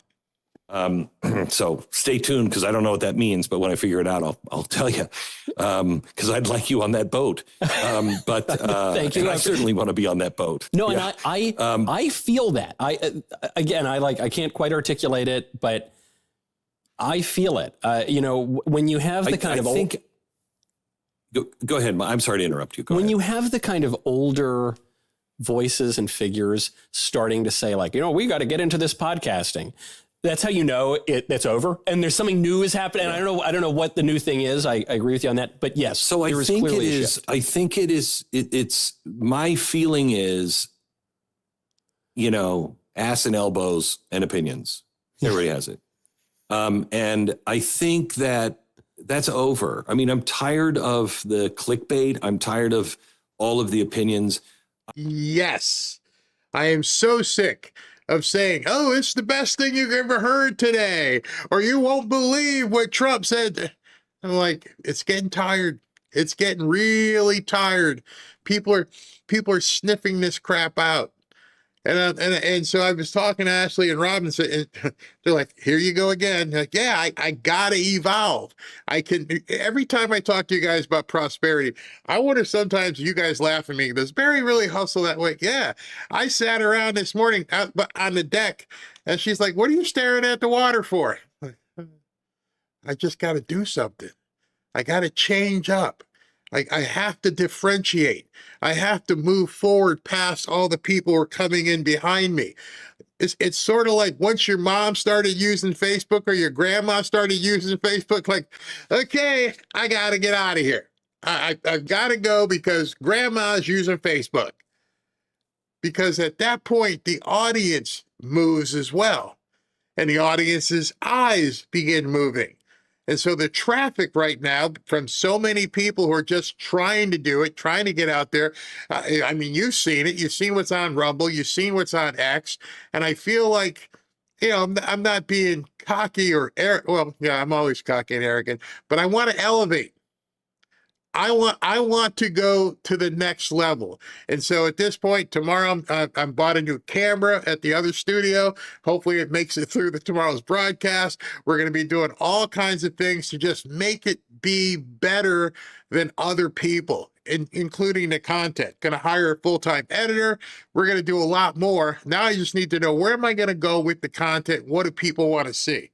I'm looking more for facts and depth.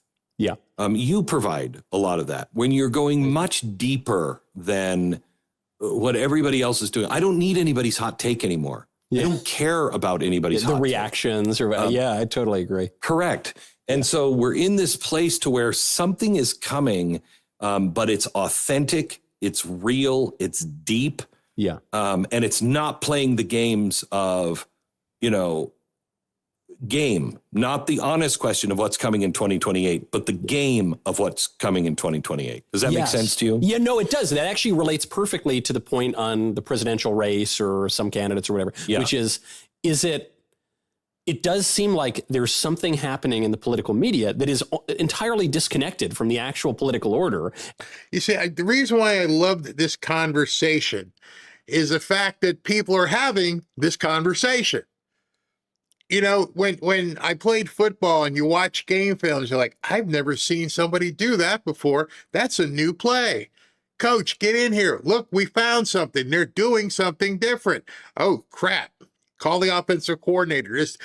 Everybody now is doing like what the Miami Dolphins did with all the zip motion and everything else, because we had Tyreek Hill down here and Jalen Waddle was crisscrossing, and it was working until it wasn't. You never want to be somebody in business or otherwise where you take something to the point where it no longer works.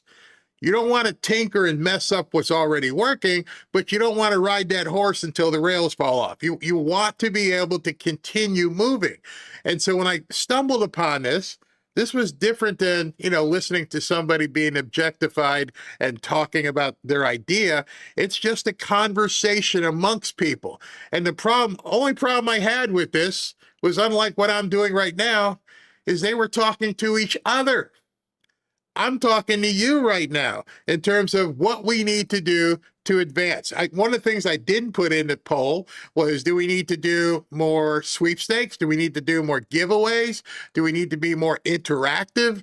Those are the kind of things I think separate people. So yeah, you're not getting depth, you're not getting insight. I think, though, that the entire political system is disconnected on all sides. Yeah. The only ones that really have a clue, but they're lying to you, is the socialists. Yeah. The socialists are talking about where people are living right now. Mm-hmm. You don't know what's going on. It seems completely unfair. The system is broken. I can't afford my bills. Yeah. And no one in the Democrats or the Republicans are actually addressing that. And that, I think, is the opening. Right there, I think that's the opening. When everybody on X is talking about that they can't afford $20 burritos, when they say I can't pay my bills, I can't afford to buy a house, when people talk in those tongues, when they start making those things, I think that's where the opening is. I think as much as some people don't like me talking about prosperity, I think that is the end. I think that is the next level, is to share and show people, don't be despondent. I'm going to show you how you can buy $20 burritos. I'm going to show you how you can own a burrito restaurant. I want to show you how you can have a burrito chain. I want to completely destroy that narrative quickly, because I think that's where the opening is. Donald Trump is, he fixed the leak. He fixed the pipe in 2016, but he fixed it with tape because he had to fix it quickly. Okay. He thought he had another term. He's not fixing the pipe with tape this time. He's replumbing the entire house. And so it's like, it's that moment in the Money Pit where they buy this house and it's great. The house is Donald Trump. We're the ones who bought this house and it's great. It's going to be great. It's going to be beautiful. I can't believe we got it. It's finally our dream house. And then it's a money pit and nothing is being fixed. And you're spending all this time. You're like, they're never going to fix it. Why aren't they fixing it? And they get a divorce, or they're headed for divorce right when it's finished. You see, now he's talking my angle, real estate. Know all about what he just said. I have bought properties when other people like, what are you going to do with that? And I'm like, you're looking at clay. You don't see the finished picture yet. You don't know what we're going to do. That's one of the things I've been training Ashley to look at, is understand that piece of crap. We're going to take that and we're going to mold it and we're going to do everything we need to do. And then voila, it looks like a swan. And so that's kind of what I was looking at the whole time I was listening to Glenn talk here, is understand things may not be where I want them to be, and people may not understand where I want to take it. But it's not a money pit, just the opposite. Okay.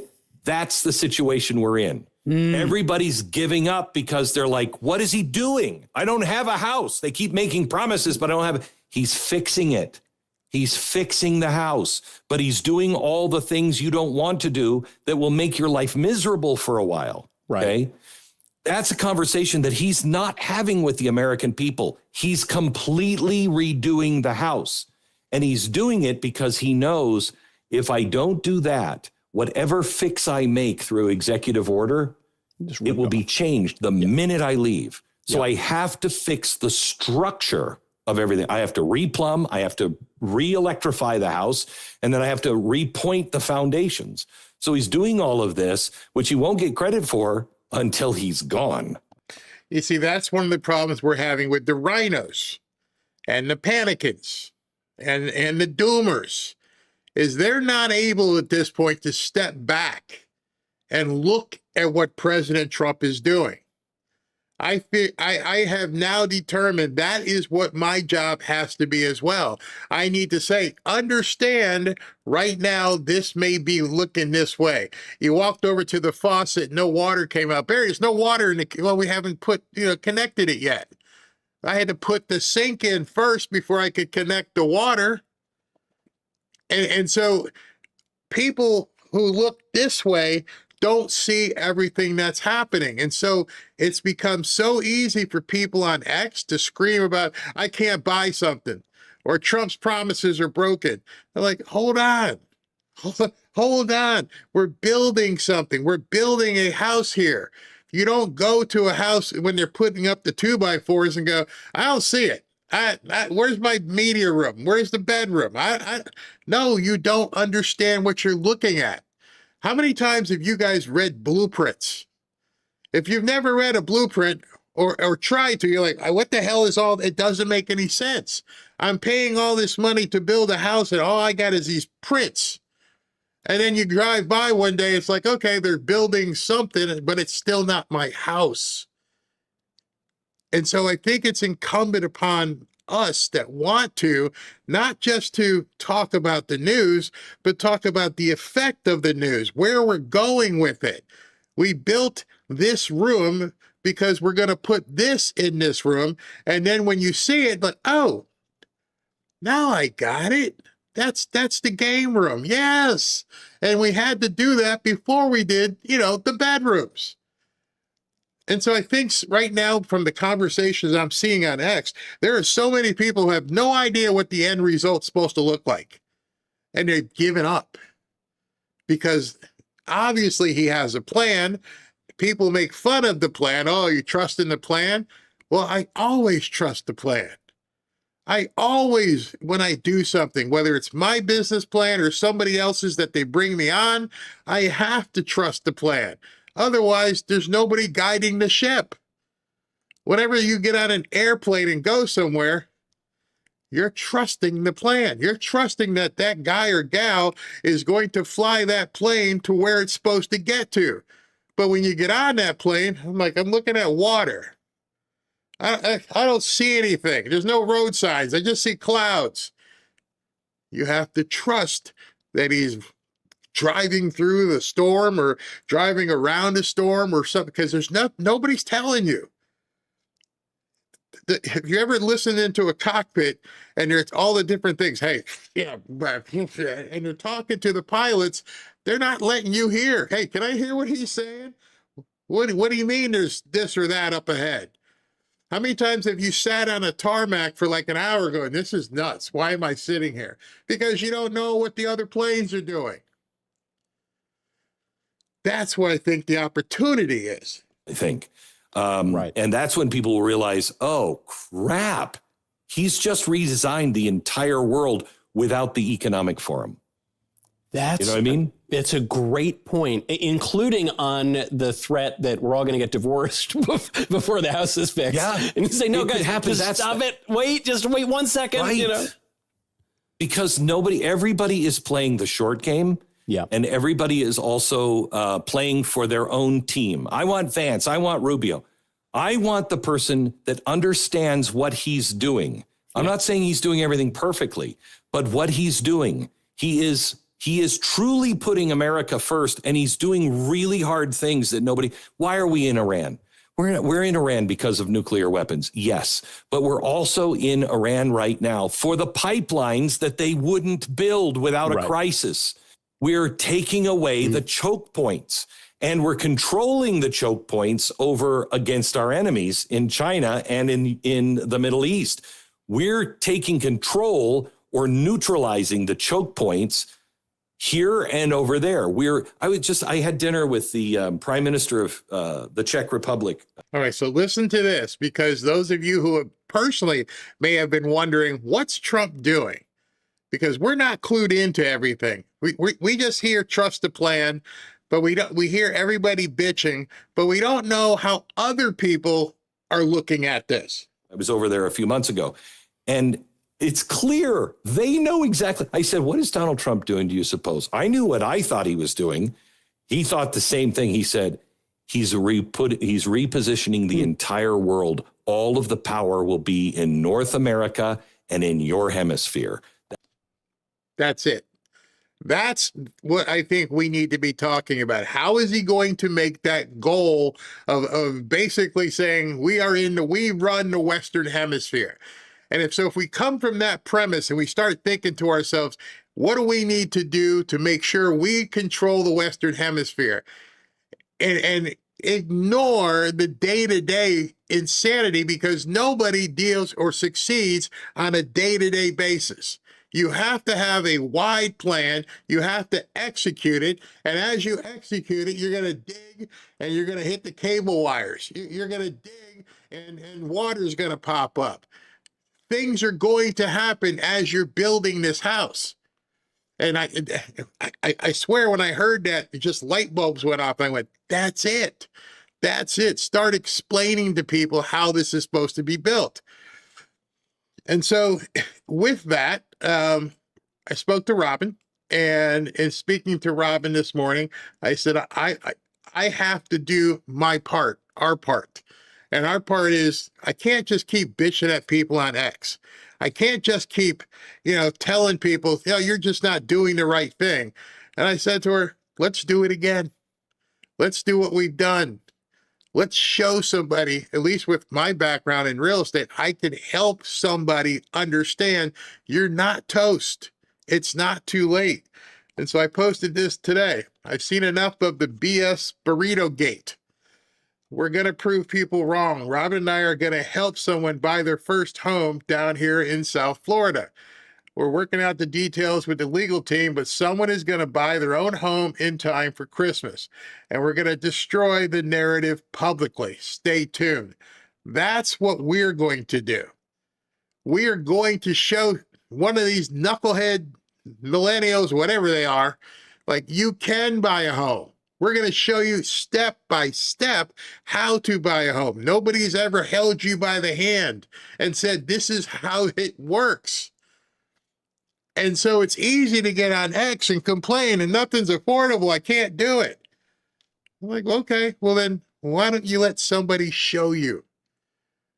We're going to show you how to apply for a mortgage. We're going to show you how to get the down payment. We're going to show you how to I don't know, get an auxiliary down payment if you don't have enough. We're going to show you what PMI is. We're going to show you how to get a closing done. We're going to walk you through whatever renovations that have to happen. From soup to nuts, the house is going to be yours. This isn't something where, it's like a course. We are actually going to have people apply to, providing they have the wherewithal to actually buy their own home. Speaking to JJ and the legal team, it's like, okay, I want to make sure I don't get in any trouble from doing this. And Ashley's got to call into HUD. I want to see if I can get actual Scott Turner on the show. And by the time he gets on, I will explain my plan. And we're going to just take somebody and say, hey, here's what your income has to be. Here's what your credit score has to be. Here's what your monthly payment is going to be. And you are going to own this house. And the entire thing will be filmed, and everybody's going to know specifically how that person went from being a whining bitch on X to getting the keys to their own home. Forever destroying that narrative about boomers shut the door. Well, guess what? We're opening it. If you really think that boomers shut the door behind us, we're opening it back up. We are going to endeavor. And once the first one happens, there's no reason why there can't be more behind it. There are programs out there. Let me just tell you this. Let's say you want to buy a $300,000, assuming you can afford the mortgage. If you want to buy a $300,000 home, you have to put down for an FHA mortgage 3.5%. 3.5%, it's about 10 grand. I don't have 10 grand. Hold on. The idea is to solve a problem, not to lament about it. So how much do you have? You've been working. You have a job. How much do you have? Okay, I've got $2,500 I can put down. I'm short $7,500. All right, so if you work a couple more weeks or months, would you get to 5? Yeah, I could probably get to 5. How about Uncle Jim, grandparent? Anybody can put in $500, $600? Well, how are they going to put in? Well, see, that's what you don't know. You don't know anything about gift payments. You don't know that friends and family can gift you the money for your down payment. And then whatever you're short, we are going to arrange the rest of the down payment for you. So if you want a home and you can afford the mortgage, you got a job, and you have a credit score, I believe the minimum credit score is like 580 or 590, which is basically fogging a mirror. You, at your age, can buy a home, your own home. Not a rental, you will own it. And I think, the more we do with stuff like that, the more we can show people instead of talking at them. That's where I think, the differentiation in content will be better, because we can actually show people you can do this. I want to get Mike Rowe on the show. Mike, we always hear about these, electricians and stuff making $100,000, $200,000.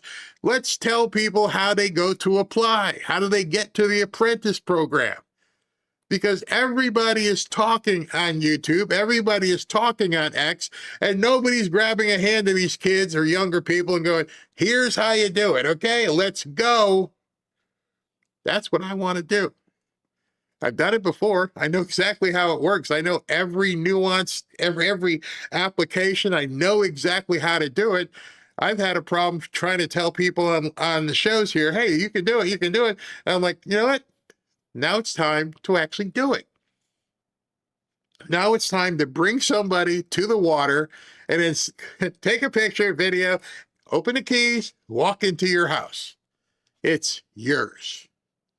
And I think in terms of talking like movements, we could really, especially before the midterm, start showing people, wow, I'm not completely despondent. I can buy a home. And if I can buy a home, then anybody can. That's how we make a difference. That's how we beat the socialists. That's how we beat the commies. Because all they're preaching is doom. Oh, it sucks. Trump, he just enriched his buddies and nobody else can get up and boomers shut the door. Well, guess what? These boomers going to open it for you. All you got to do is walk in. I can't wait. I am so psyched. As soon as I get the green light from the lawyers, we're going to announce it and somebody will be in a home before. I mean, let's say it's August right now. If we get everything, all the paperwork done by September, somebody could be in their own home by October. Not a new house, but a new home per se. And that's what we're going to do. So I wanted to show you that from Glenn, because I wanted to lead into this and say, this is what the difference is going to be moving forward. My difference is, instead of just telling people, we're going to actually do it with them so they have complete guardrails. They don't have to worry about falling off the edge. We're going to make it happen for you. So I'm going to take a break and come back and talk to SV, but stay tuned. We're doing this.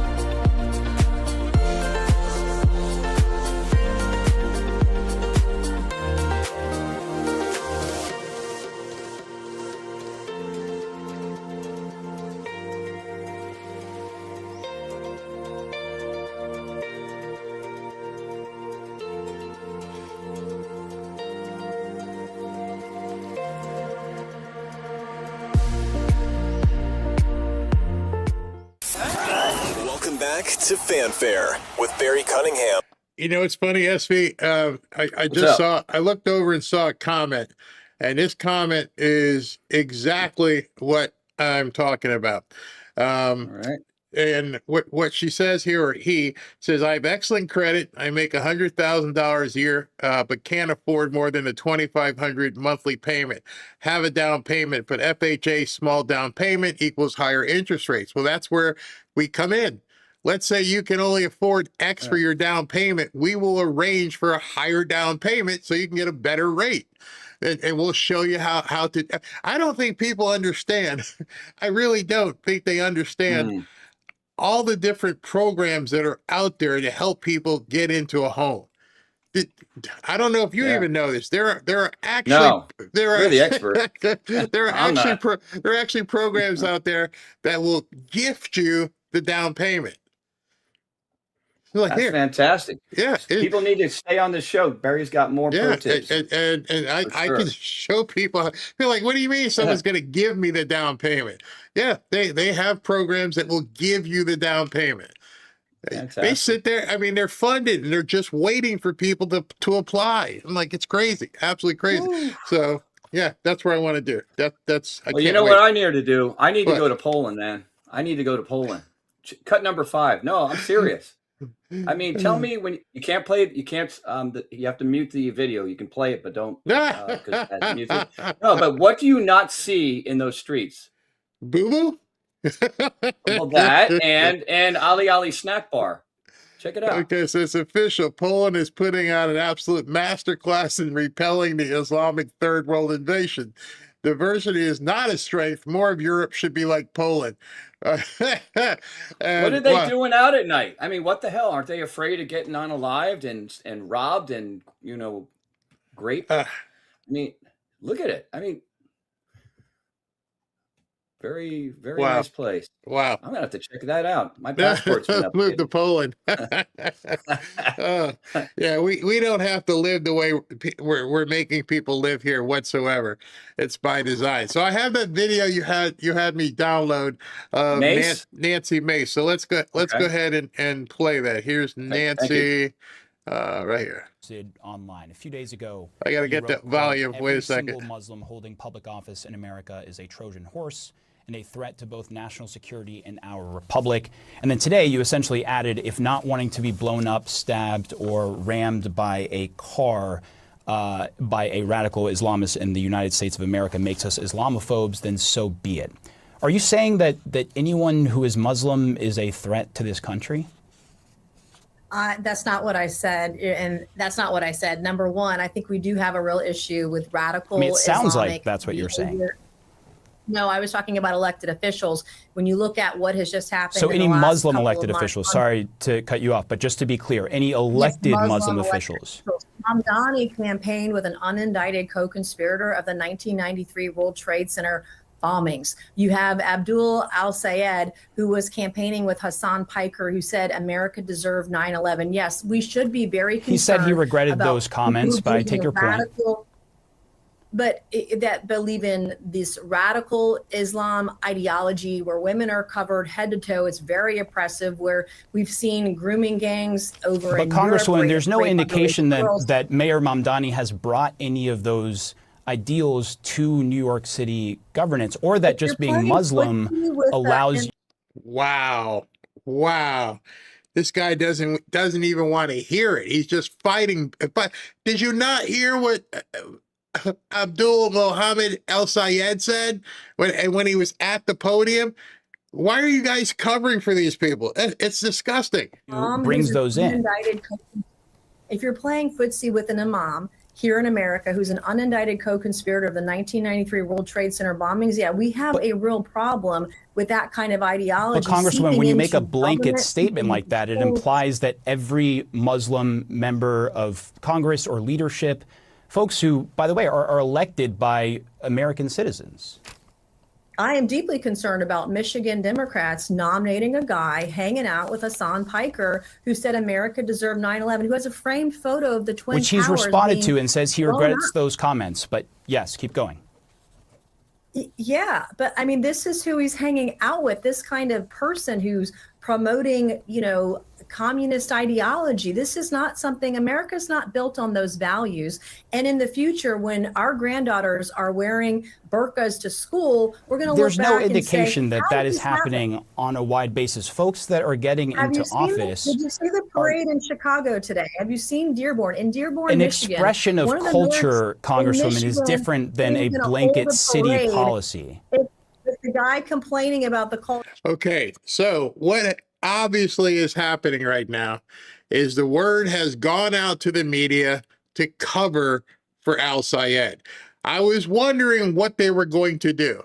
We talked about it the other day. Were they going to push back, or were they going to go into complete coverage for all these, the Mandamis and the al-Sayeds? And obviously CNN here has decided we need to go into full defense. We need to make sure that these people are defended.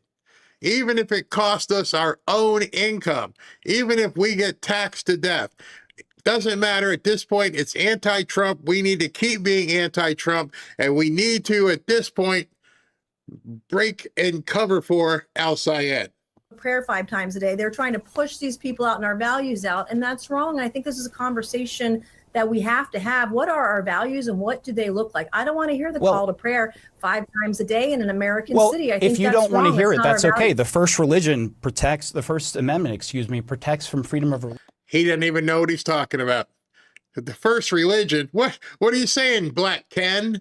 What you're saying is someone's talking in your ear, you're looking at the piece of paper, tell her about the First Amendment. Go ahead, tell her about the first. That's what he's saying. Wow. If you don't want to hear it, fine. I grew up in a Christian household. I grew up in the South. Islam is not my religion, but I have Muslim friends who, if that is how they worship, even if I don't want to hear it, that is their right to hear.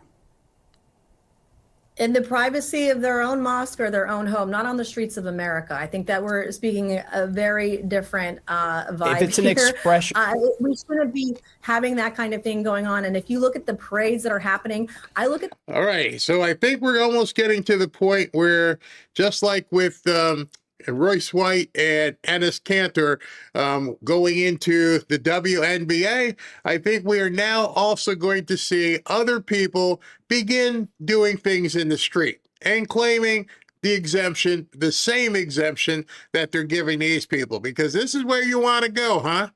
You want to say they're exempted because it's First Amendment. Well, guess what? There's a lot of First Amendment stuff now, and you watch. There are going to be people who end up going to where these people are sitting in the middle of the street and doing their chants. But then again, how can there be any First Amendment protection with you blocking traffic? I don't know if you've seen some of the videos. They're in the middle of the frickin' street doing these call to, the snack bar place. women who are covered head to toe with little slits for their eyes. As a woman, that's scary. But you're not to me, being, that's not coming being to our forced on cities, you, our cities, Congresswoman. all across the country. But that's not being forced on you to do, Congresswoman. It's not happening at a congressional legal level. A 6-year-old girl doesn't get a say on whether she should wear a hijab or not. I mean, this is It's very, up to a family's decision on how they ideology that's govern their into kids. American culture. All right, You Congresswoman. can't, I don't think you can, yeah. I appreciate you taking the time and explaining your tweet as best you could there. But the First Amendment is pretty clear. Okay, we can go there. We can go to the First Amendment. Gonna have to learn what the First Amendment is, and I guess you're gonna have to learn what the Second Amendment is as well. Yeah. America is not a Muslim country, and they obviously they're not assimilating. And this is the thing, Barry. Unlike other topics, this is a topic that strikes home with more than half the country. Yeah. This is not going to go well for these people. So I hope they sit in the roads, and especially when they start to do that in Florida, when people actually run their asses over. We'll show them what it's like. Absolutely crazy. Now, I downloaded a video for you. I don't see the post though. This was where is this? Is this Savannah? Flock hammer? Yeah, flock hammer. Here, let's go ahead and cover that real quick. Yeah, that's Savannah, Georgia. So what number was that? So I can grab it That first. should have been the first one for today, I believe. Cut number 1 or 2. Cut number 1. All right. Yes. Okay. So go ahead and set this up. All right. So everybody, there's been a lot of talk about flock cameras, and they were actually used successfully down in Florida when they had to find a lost child, and that worked well. But here's a case where they're being misused. And actually, Barry, there was another story I saw earlier that they closed off some I-94 in some state where they thought they were going after some criminals. It turned out it was an expired alert, but the people were held at gunpoint. So some bad things are happening. But this one here is definitely it is misuse of these flock surveillance cameras. So if you want to get to it. Let's go.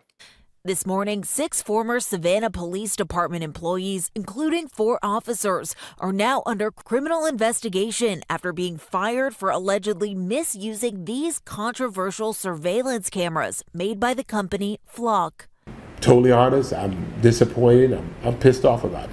The employees allegedly using the system to make personal searches involving family and acquaintances. The high-tech AI-powered cameras read license plates and store that data for police departments to use. Over 120,000 deployed nationwide to help fight crime. They're on streetlights, bridges, and highways. But backlash is growing amid rising reports of misuse. Dozens of officers now charged or accused of using the technology inappropriately, including stalking. This North Carolina police officer arrested for allegedly using it to track her boyfriend's ex-wife more than... Oh, boy. She looks a little psycho. Huh. Oh, boy, oh, boy, oh, boy, oh, boy. Oh, boy. 30 times. She's set to appear in court at the end of the month. That's what bothers me the most, that the people that use this stuff for personal gain. Critics also calling these cameras an invasion of privacy. Some are being vandalized in acts of protest. In Texas, this camera cut in half. And in Minnesota, a man posting these videos of himself covering up the cameras with tape, telling ABC the technology is dangerous. But Flock telling ABC News their cameras do exactly what they're supposed to do. We helped in over 1 million crimes last year, over 10,000 missing people. And some agree. The benefits, I believe, outweigh the issues here. And Flock saying that criminal acts like vandalism should never be the answer here as people continue to make their voices heard in this ever-present debate about individual privacy versus public safety. So I gotta ask you, where do you fall on this spectrum? Well, until seeing this story, I thought, it didn't have, I would say this, some bad points to it, but just like anything else with surveillance, I mean, like China, they have cameras everywhere, and if they see you doing something bad, you get a demerit. Next thing you know, you look at your banking. Where's my money? Missing kids, excellent. There's a Amber Alert, excellent. But this one there, I mean, this girl looked like Fatal Attraction 2 coming to a theater next week. So I got to tell you a personal story, 100% true. Right. And Robin and I were driving through Hillsborough Beach. Hillsborough Beach is like the upper echelon of properties. Like most of the houses down there are 25, 30, $40 million houses. And we were heading from Del Rey down to Boca, and we decided to take the beach. And we're driving, and all of a sudden I get lit up. And I'm like, well, I'm getting pulled over, babe. And she's like, what'd you do? I'm like, I didn't do anything. Oh, you must have done something. It was one of those arguments. You must have done something. I didn't do anything. So I pull over, and the officer walks up. There's one on her side and one on my side, and I kept my hands on the wheel. And he goes, are you Barry Cunningham? And I was a freak out. I'm like, yeah. And he goes, can you step out of the car? And I'm like, no. And I said, what's going on here? And the camera had taken the license plate, and this is where it gets really freaky. The camera had taken the license plate, and then somehow on the backside of the taking of the license plate, it found my name, and then it ran my insurance.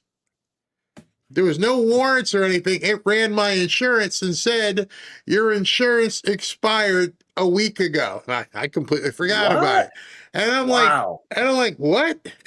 No, I'm sorry. Well, I think it was a couple days beforehand. And I'm like, what do you mean? Huh. And I'm like, how are you, how do you know this stuff? And he's like, well, the camera took you. I'm like, the camera worked for the police? And so I had to get out the car. Robin had to get out the car and had to switch drivers. And I'm like, this doesn't make any sense. If the insurance is expired, she can drive. He goes, I'm just going to give you a ticket now. And then when you go to court, just show your, because I had paid it. It didn't show up. He goes, just show that your receipt that you paid your insurance, and the judge will knock it off. So I had to stop. I had to go to court. I had to go to court. It was a $250 fine. And I had to wait with the mother rapers and the father rapers and all the people our little Guthrie tells you about. And I'm sitting there, and he's like, okay. And he goes, you got your receipt? And I go, hey, okay, case closed. But I had to take a day, go to the courthouse, bring the actual receipt. And so when all this stuff happened with the Flock cameras, I'm like, I actually fell victim to it.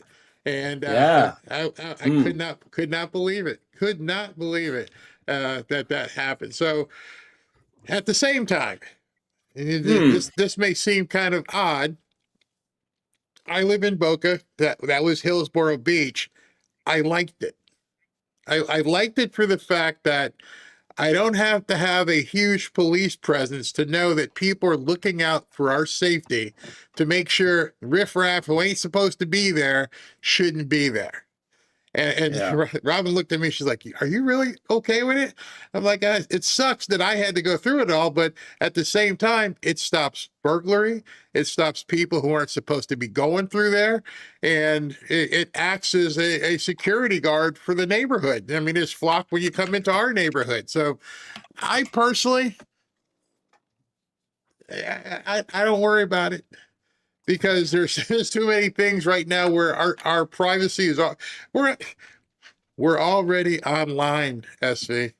We're already walking around with surveillance detectors. You know, you say something into this phone, and next thing you're gonna see is an ad. And so as you're talking, it's listening, everything is being listened to.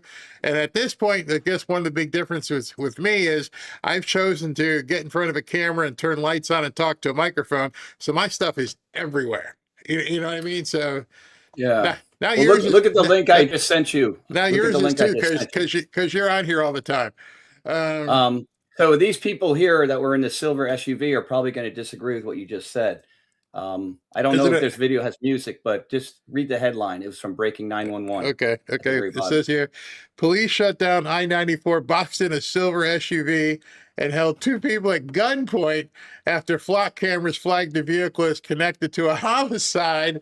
Authorities later determined the alert was outdated and had not been removed from the system. See, that's exactly what I went through. The system said that we hadn't paid our insurance. I had to bring the receipt because their system hadn't caught up.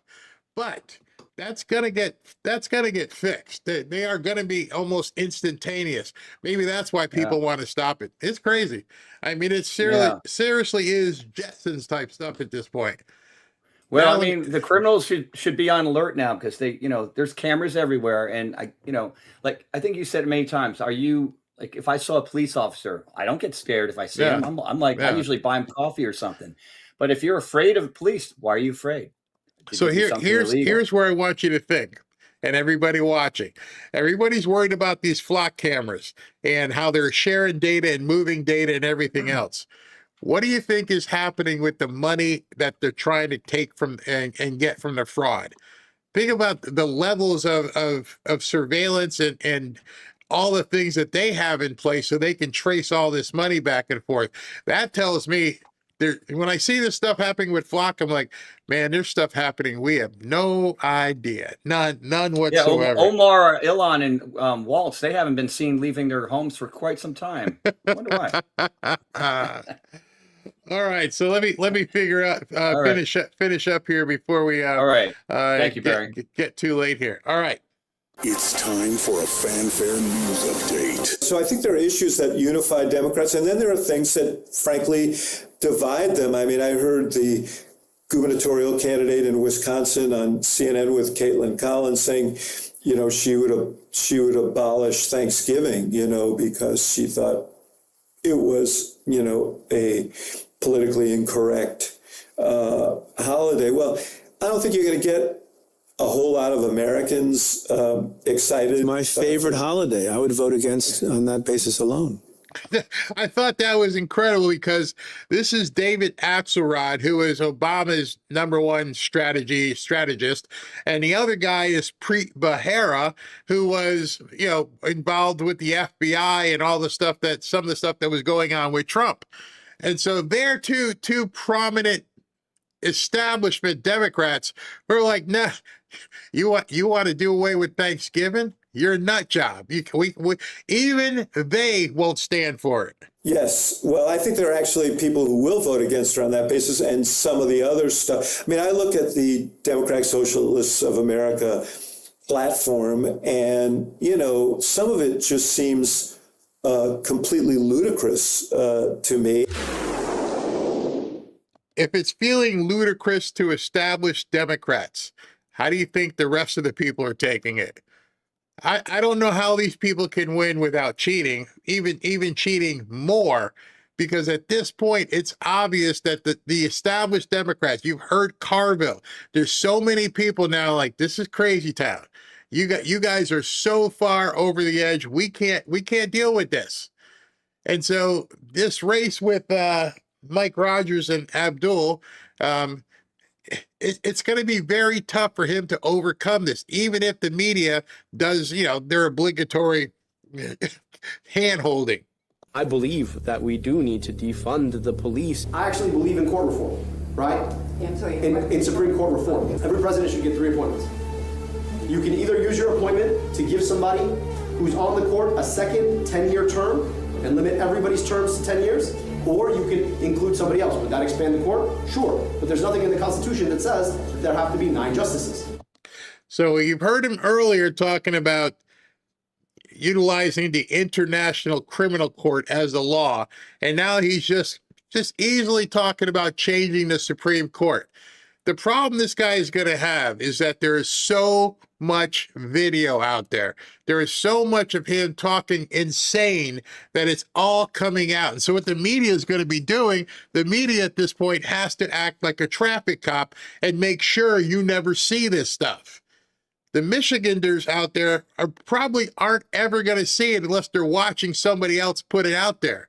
Unless you're dug in on X, unless you're dug in on a podcast, they are never going to see this insanity. And like the things that I actually look at on Instagram, right? Of course, we get served that on your For You page.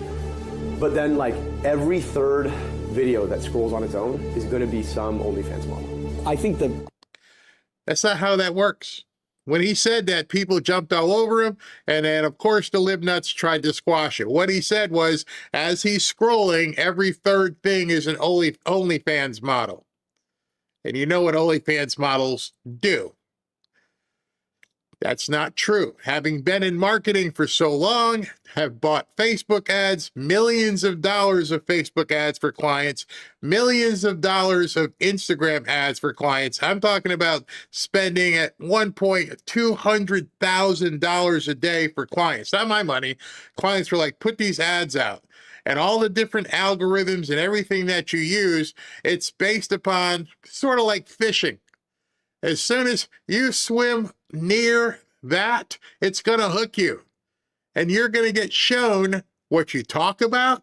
You're going to get shown what you've purchased. You're going to get shown what you've previously clicked on. More than likely, hopefully, none of you guys end up getting porn. But if you go watch some porn and you spend like more than 30 seconds watching the porn, guess what's going to happen? You're going to get porn. Because at that point, the bait has to be cast because your pole, no pun intended, is in that water.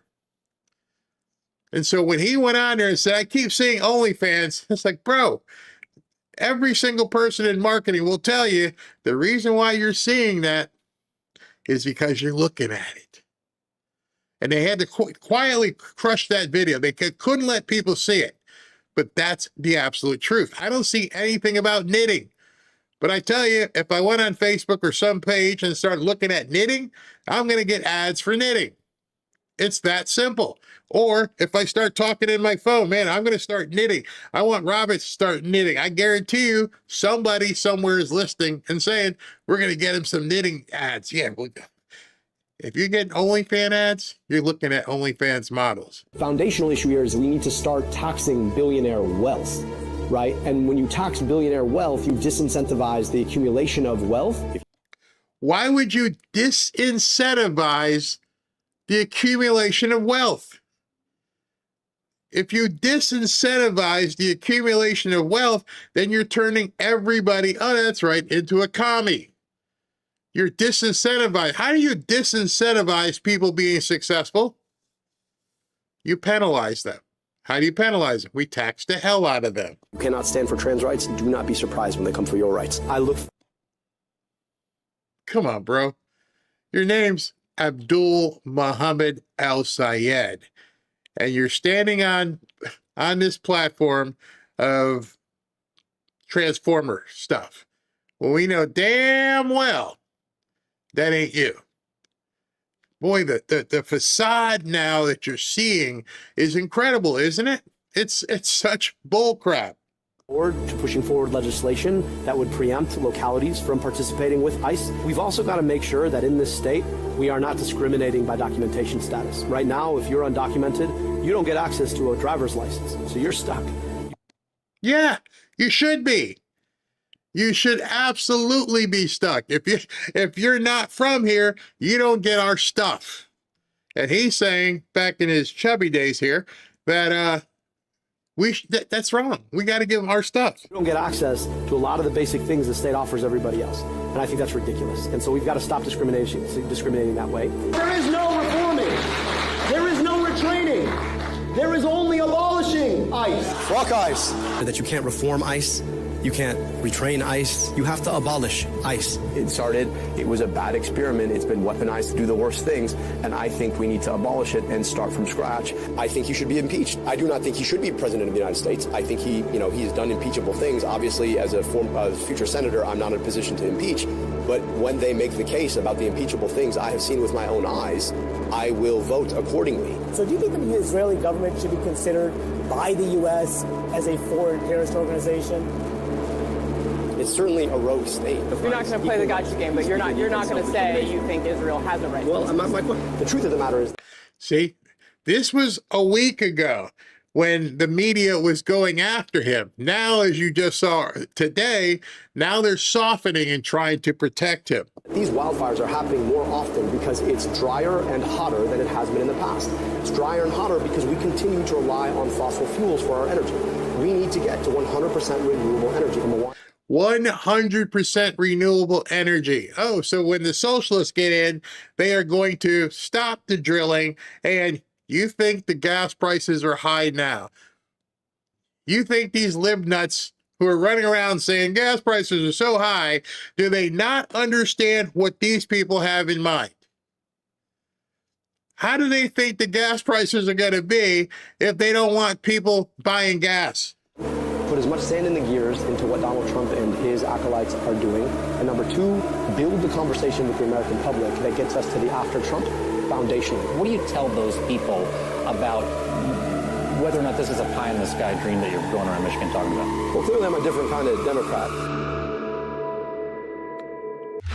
I wanted y'all to see that. Donald Trump put that out. The president put that video out. To me, that was simply amazing. Amazing that he had his team splice all that stuff together with that very evil sounding music to let people know this is what your future is. Look at your destiny. Right now, you're complaining about $20 burritos. You may not even get the chance to buy a $20 burrito. Somebody may say, you can't buy burritos. You can't buy gas. You can't buy your own insurance. We control everything. The amount of money that we bring in from property tax does not even cover fire and police. Now, this is going to crack you guys up. This is in Florida. Florida, we are on the verge of having no property tax. Ron DeSantis is pushing hard to get no property tax. No property tax on your primary residential home. And people are freaking out all over the place in various cities because, just like you heard yesterday, it's not about budgets. It's about you're going to inhibit the amount of money we can spend. So when you talk about getting your roads repaved, you talk about facilities, you talk about parks and recreation. We have 200 parks and recreation, maintenance for that. All of that comes out of the general fund and other funding sources. So why don't you take the funding source and your big general fund and cut what you need to cut?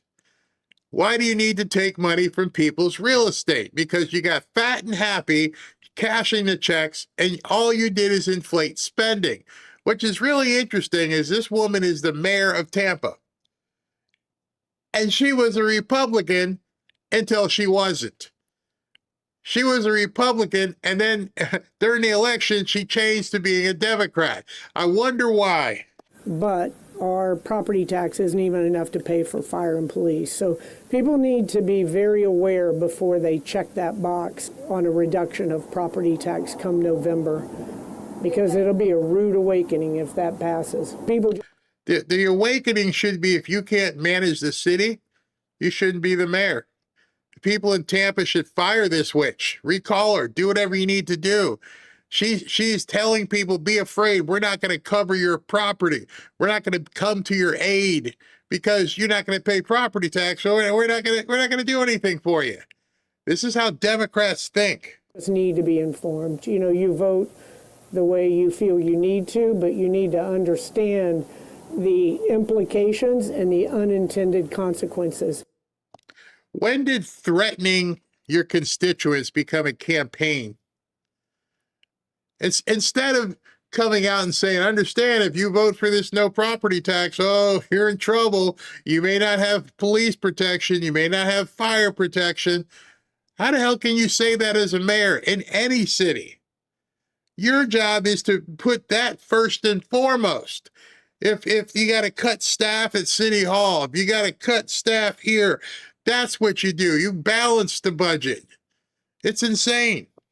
If you're curious to what she's referring to the Save Our Homes from Excessive Property Taxes proposal. And this is going to be on the 2026 ballot, I believe, in November. And here is what it's going to do. But you don't really need to read all this. All that you really need to know is down here. Independent analysts of parcel data indicated that by year 2, more than half of Tampa homestead properties could pay $0 in city proposed property taxes. You see, Democrats hate that. What do you mean you're going to pay $0? You're going to have all this money. You're going to have all this extra money. And Tampa has a huge retirement community, huge. And so people who have paid off houses are still paying $6,000, $7,000, $8,000, $10,000 a year for the luxury of owning a piece of property in Tampa. And Ron DeSantis has already looked at all the books and said, nope, we're going to cut it.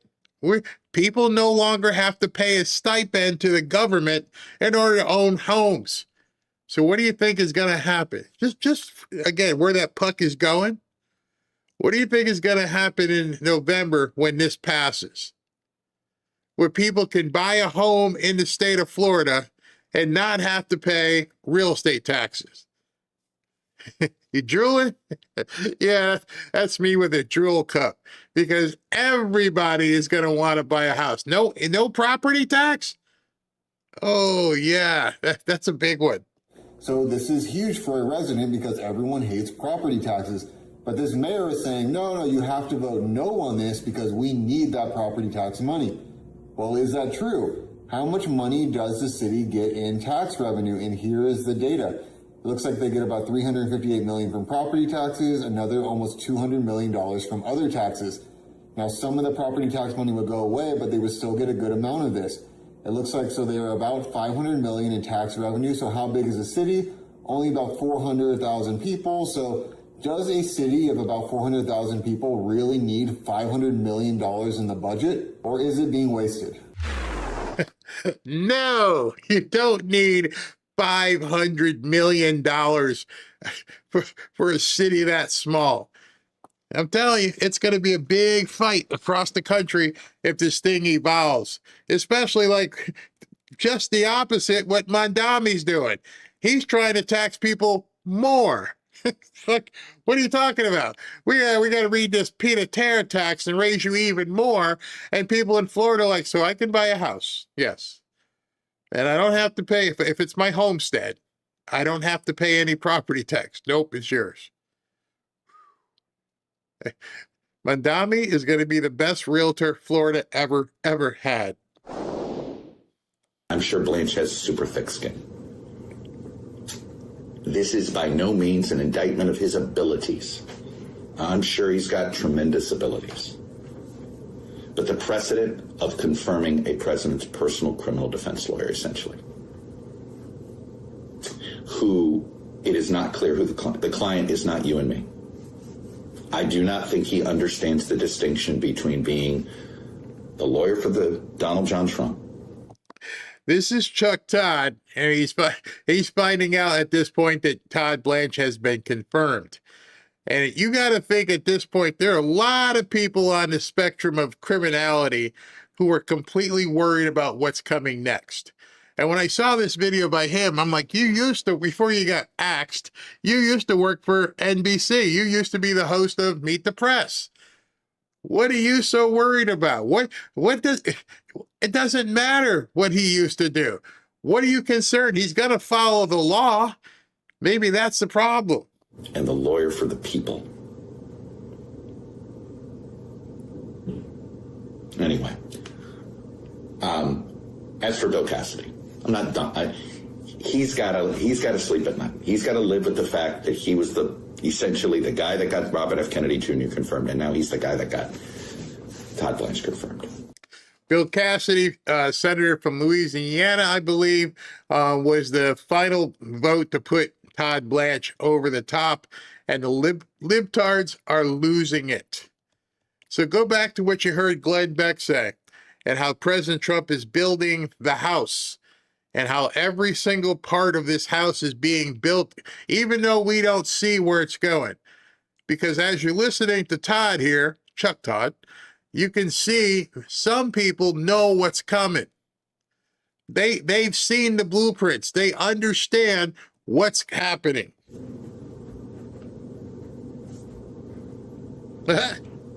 Say something. That's quite a way to end your Senate career. That's his decision. Again, I know the reality that they live in. I have empathy personally. These people are terrible. The Trump goons come after anybody that stands in their way. What? Wait, you got a mirror? I'm pretty sure what you're describing is the Democrats. The Trump goons come after anybody in their way. Man, these people are starting to get some serious sphincter tightening. And goons is the way to call them. I understand the incoming that they're receiving. And they just want to go into retirement. And they're in their 60s and 70s. And they don't want to do this. It's exhausting. And then after they leave, they will tell us how terrible it is and how awful everybody. But at the end of the day, they didn't have the guts to do this when it mattered. Look, they have to sleep at night. I don't know if they will be able to. But make no mistake, this Senate Republican legacy with the Trump era, essentially looking the other way on insurrection, looking the other way on public health, and looking the other way on the rule of law, this doesn't get fixed with one election, folks. This is damage that's going to take decades to get out of. And this confirmation has just made the project of fixing America a lot harder and a lot longer. Thanks a lot, Republican Senate. What's the point of advice and consent if all you're going to do is consent? And consent. I guess we should call it advice and capitulate, because that's what this feels like, a capitulation. I'll see you on Monday. After seeing that, I wanted you to hear it. After seeing that, you now must feel something is happening. You know, to the entire crowd that goes, nothing's happening, nothing ever happens. We never hear anything happen. Oh, something's happening.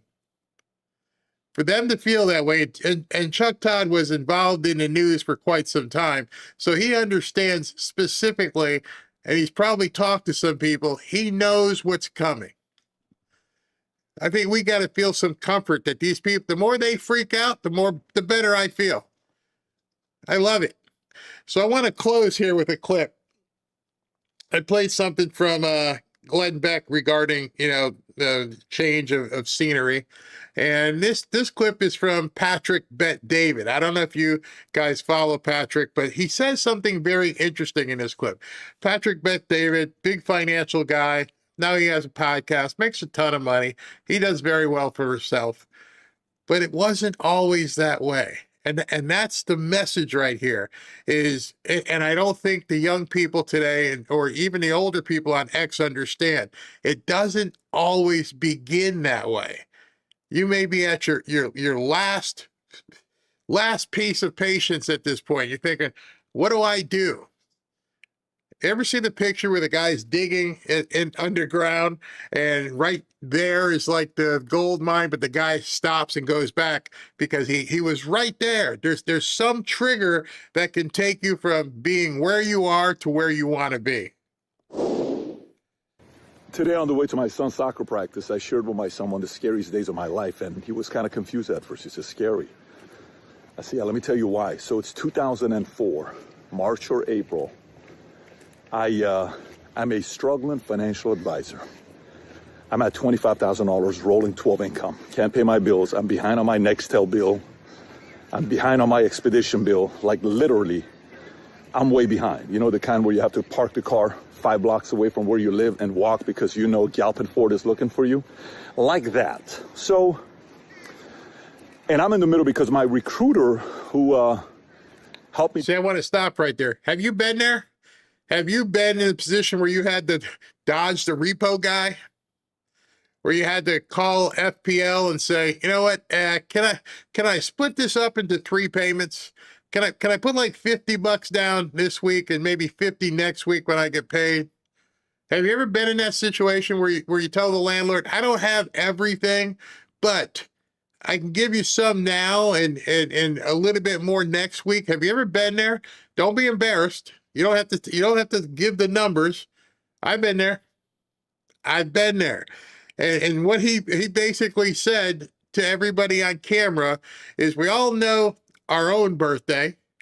We all know when we were reborn as Christians. And we all know the date when we hit bottom. You don't forget those dates. Hopefully that bottom is a long ago memory for you, but we all know those dates.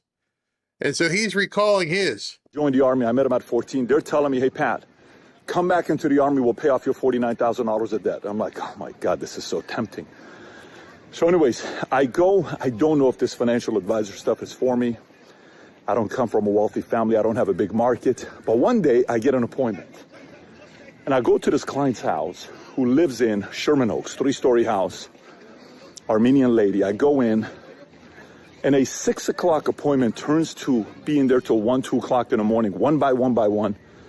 She invites all her relatives in.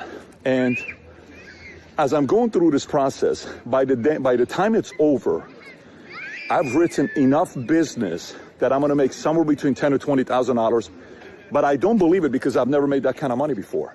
Anyways, long story short, May 29th of 04, I remember the date. You have to remember those dates.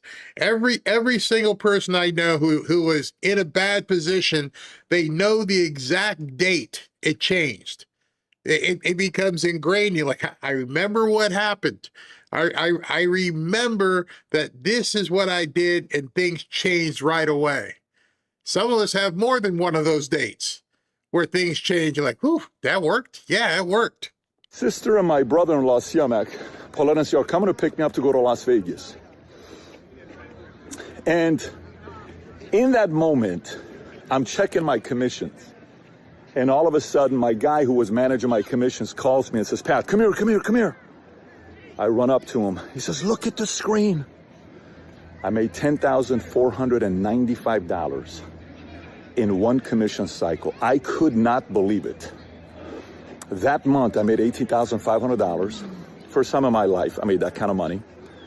And that was the last month where my dad reached in his pocket to pay for anything. What's the moral of the story, and why is that a scary day? In that moment, I knew I could be a millionaire. But my identity did not. So it's kind of like, oh my God, you know, the business is out there. If you go find a client and you take care of them, you can make that money. And if you can teach others to do the same and build an agency, somebody may cut a check for this. Yeah, exactly. See, one of the problems that a lot of the people on X, excuse me, don't realize is they're still working for a wage. You want to go off a cliff, you want to walk the plank, get a job, get a position, I won't call it a job, where you're 100% commission. It's terrifying, but at the same time, at the end of a month or maybe 2 months, you're like, oh my gosh, did that just happen? Did I just make 20 grand? No way. You see, every single one of us that does this stuff with lights and camera, there's no paycheck. I don't know if enough people understand. There is no paycheck. There is no company that's like, here's your paycheck. Every single day, you get paid for doing something. At the end of the month, you get paid for what you've done the previous 30 days. Some people maybe only want to do one video a week. Some people like me will do often, sometimes 2 videos in a day. Because I control specifically every single dime that we make. Not a boss.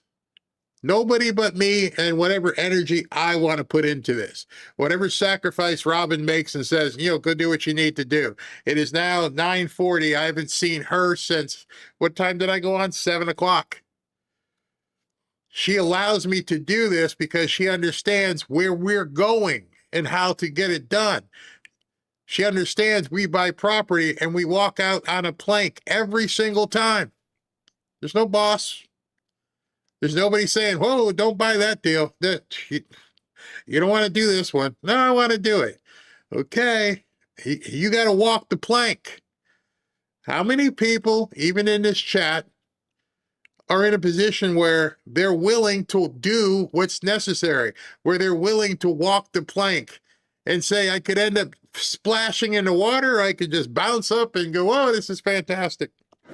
So the question now was, am I willing to work hard enough to have that become a reality? I did not know the answer to that question. So I told my son today, I said, listen, you had your $18,500 a month moment 2 months ago at IMG, where he was the guy that scored 14 goals, 6 assists in the tournament, and everybody was talking about him.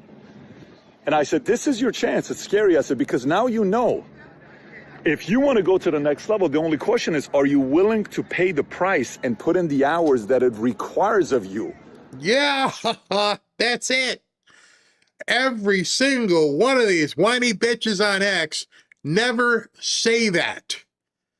When I told you the story about my granddaughter and what she's doing, she had her May 29th, 2004 moment, because you never go back to that. You're like, wait a second, did I really just make $500 walking dogs? Yeah. Oh, crap. How do I make more? Walk more dogs. So you had your baseline point. Now you got to grow from there. He's talking about his son. He scored 14 goals over the weekend. Hey, that was good then. What are you going to do next weekend? That's what you don't hear with the $20 burrito people. To make it to the next level. And by the way, if you're watching this as an adult, you've had that moment as well. And some of us in those moments get scared and don't share it with anybody else because we're like, ooh, too much pressure, because what if I fail? What if it doesn't work? What if I'm not worth it? What if all this other stuff? But at the end of the day, in those moments, we learn a lot about ourselves, a lot. I had a choice of going back into the military. It would have been a very different story. We would have never known each other. But in those scary moments, I buckled down. And I'm proud of the 24-year-old, 25-year-old PBD, because I got the life today because of that guy. So anyways, sometimes these moments happen to all of us. It's on us to capitalize. If you're going through it, keep it going. You're about to have that scary day of your life. And when you do so, it just tells you your dreams are around the corner. God bless everybody. God bless indeed. That's so true. You're going through it. Keep going. Keep going. I can't. You know, it's funny. I at this point, I cannot wait to help somebody buy a house. I'm so pumped about it. I'm probably gonna blow up JJ's phone like 5 times tomorrow. Hey man, we got to get this. We got to get this ready to go. We got to move on it, because I want somebody to have their May 29th, 2004 moment where they realize I've been lied to. I've everything I've lived my life has been one big ass lie. Look at some of the stuff. Like the guy, I showed you his tweet yesterday. Boomers did this, boomers did that. I'm like, you're not taking any personal accountability, not just for your failure. You're not taking any personal accountability for your potential success. It's all the same thing, personal accountability. You're pointing at other people and saying, I mean, he wrote a whole thing, boomers, boomers, boomers. And I'm like, not one thing in here did he say, I made some wrong decisions. And it's over and over and over and over. And so they're destined to where they're going to be. And at this point, you know, I just try to help motivate people and say, you know, it can happen. It can really happen. If Christine isn't here tonight, she'll tell you, you know, there's stuff that she's done. It's incredible. And you realize, I did it. You know how Obama tried to tell people, you didn't build that? They're bullshit. Yeah, I did it. I had help. I have a wife. I have a daughter. SV even helps. But yeah, we did it. So that's enough proselytizing for the success for tonight. It's already at almost 3 hours once we get through all this and see what SV's got. You got anything, brother? Hey, man, I got 2 short cuts if you're interested. Sure. I'm always interested. Topics as usual. Yeah. All right. So where are we? I see the last one right now, but we'll get to that in a second.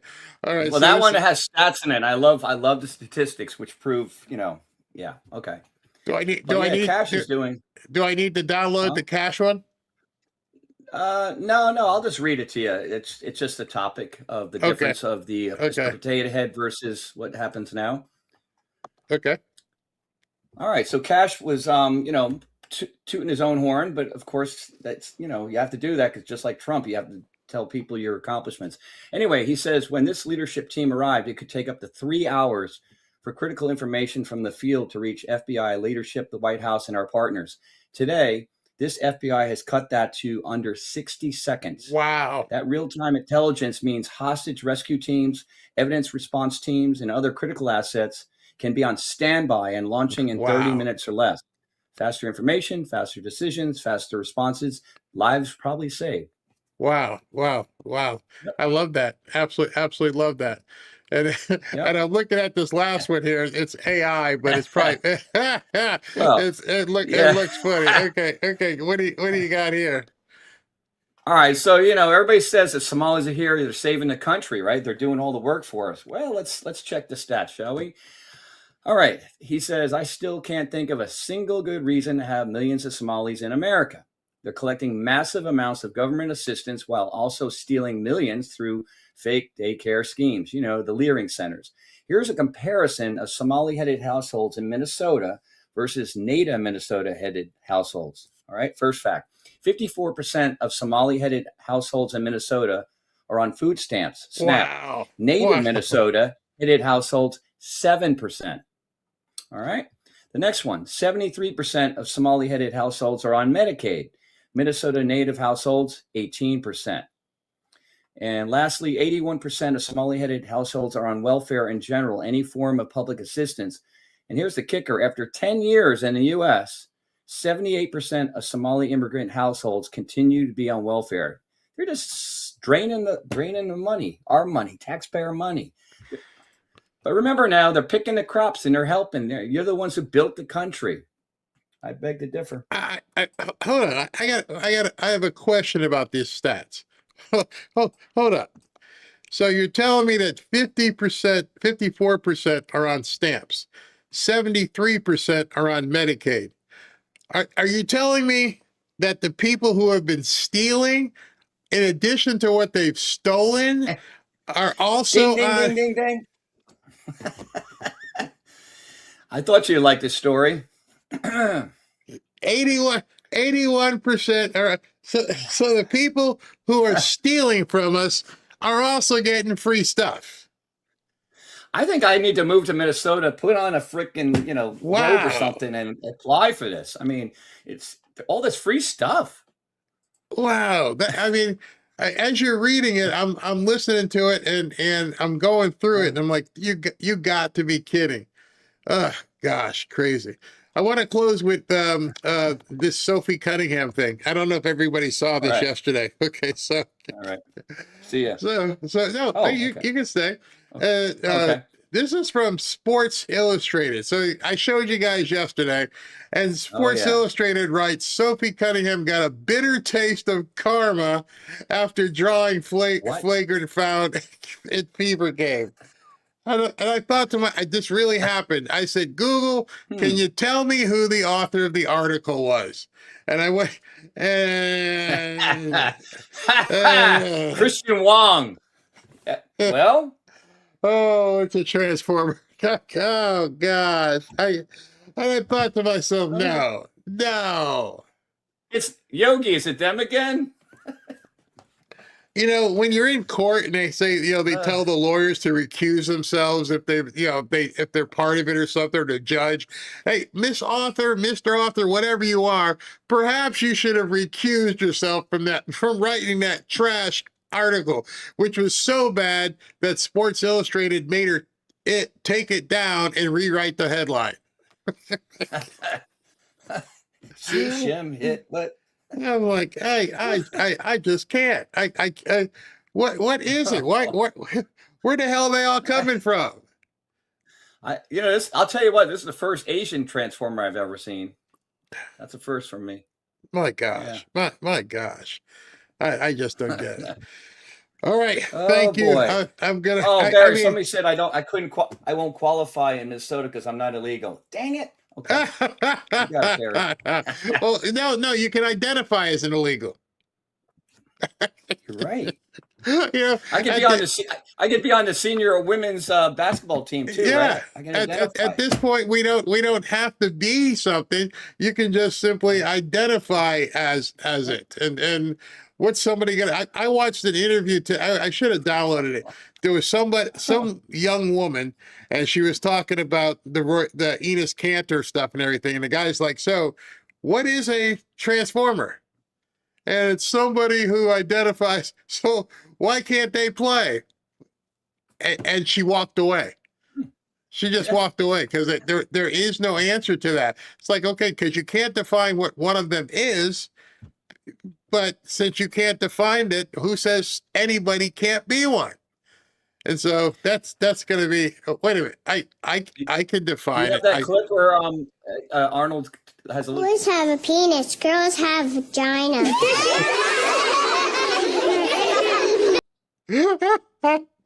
That's what I wanted to put on. Perfect. Yeah, we could just get that little kid. He's older now, but somebody like him, and just say we're gonna let him go into the locker room. He'll tell you really quick, very quick.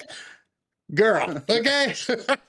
Yeah, he learned at a very young age, right? Yeah, it's not hard at all. Not well, maybe it might be, but in any event. Oh boy. Oh, disgusting. All right, Barry. I hope you here. have a great evening. You too. Good night, Patriots. Oh my goodness, that's too much. I cannot believe that person wrote that article. That's crazy. All right, so let's do some super chatting. Macon Blankenship, come on, Fanfare Family, Barry, the moderators, work hard, hit the like button. Thank you very much. You notice I never say that in our shows. I never say hit the like button and subscribe because I just want you guys to be here. Macon, you said it twice. Thank you. Alec, if there's a debate, Al Sayed should be asked about same-sex marriage. That would be very interesting. But you know what he would say. I mean, we do know that. Chiosop, thank God the commie politicians are stupid enough to tell us what they plan to do. The bad thing is the commie voters are dumber and will vote for them anyway. Yep. The TDS is rampant at this point. Cheers up. Spend more money on indoctrination centers, also known as colleges. Alec, need that money for more quality Learing centers.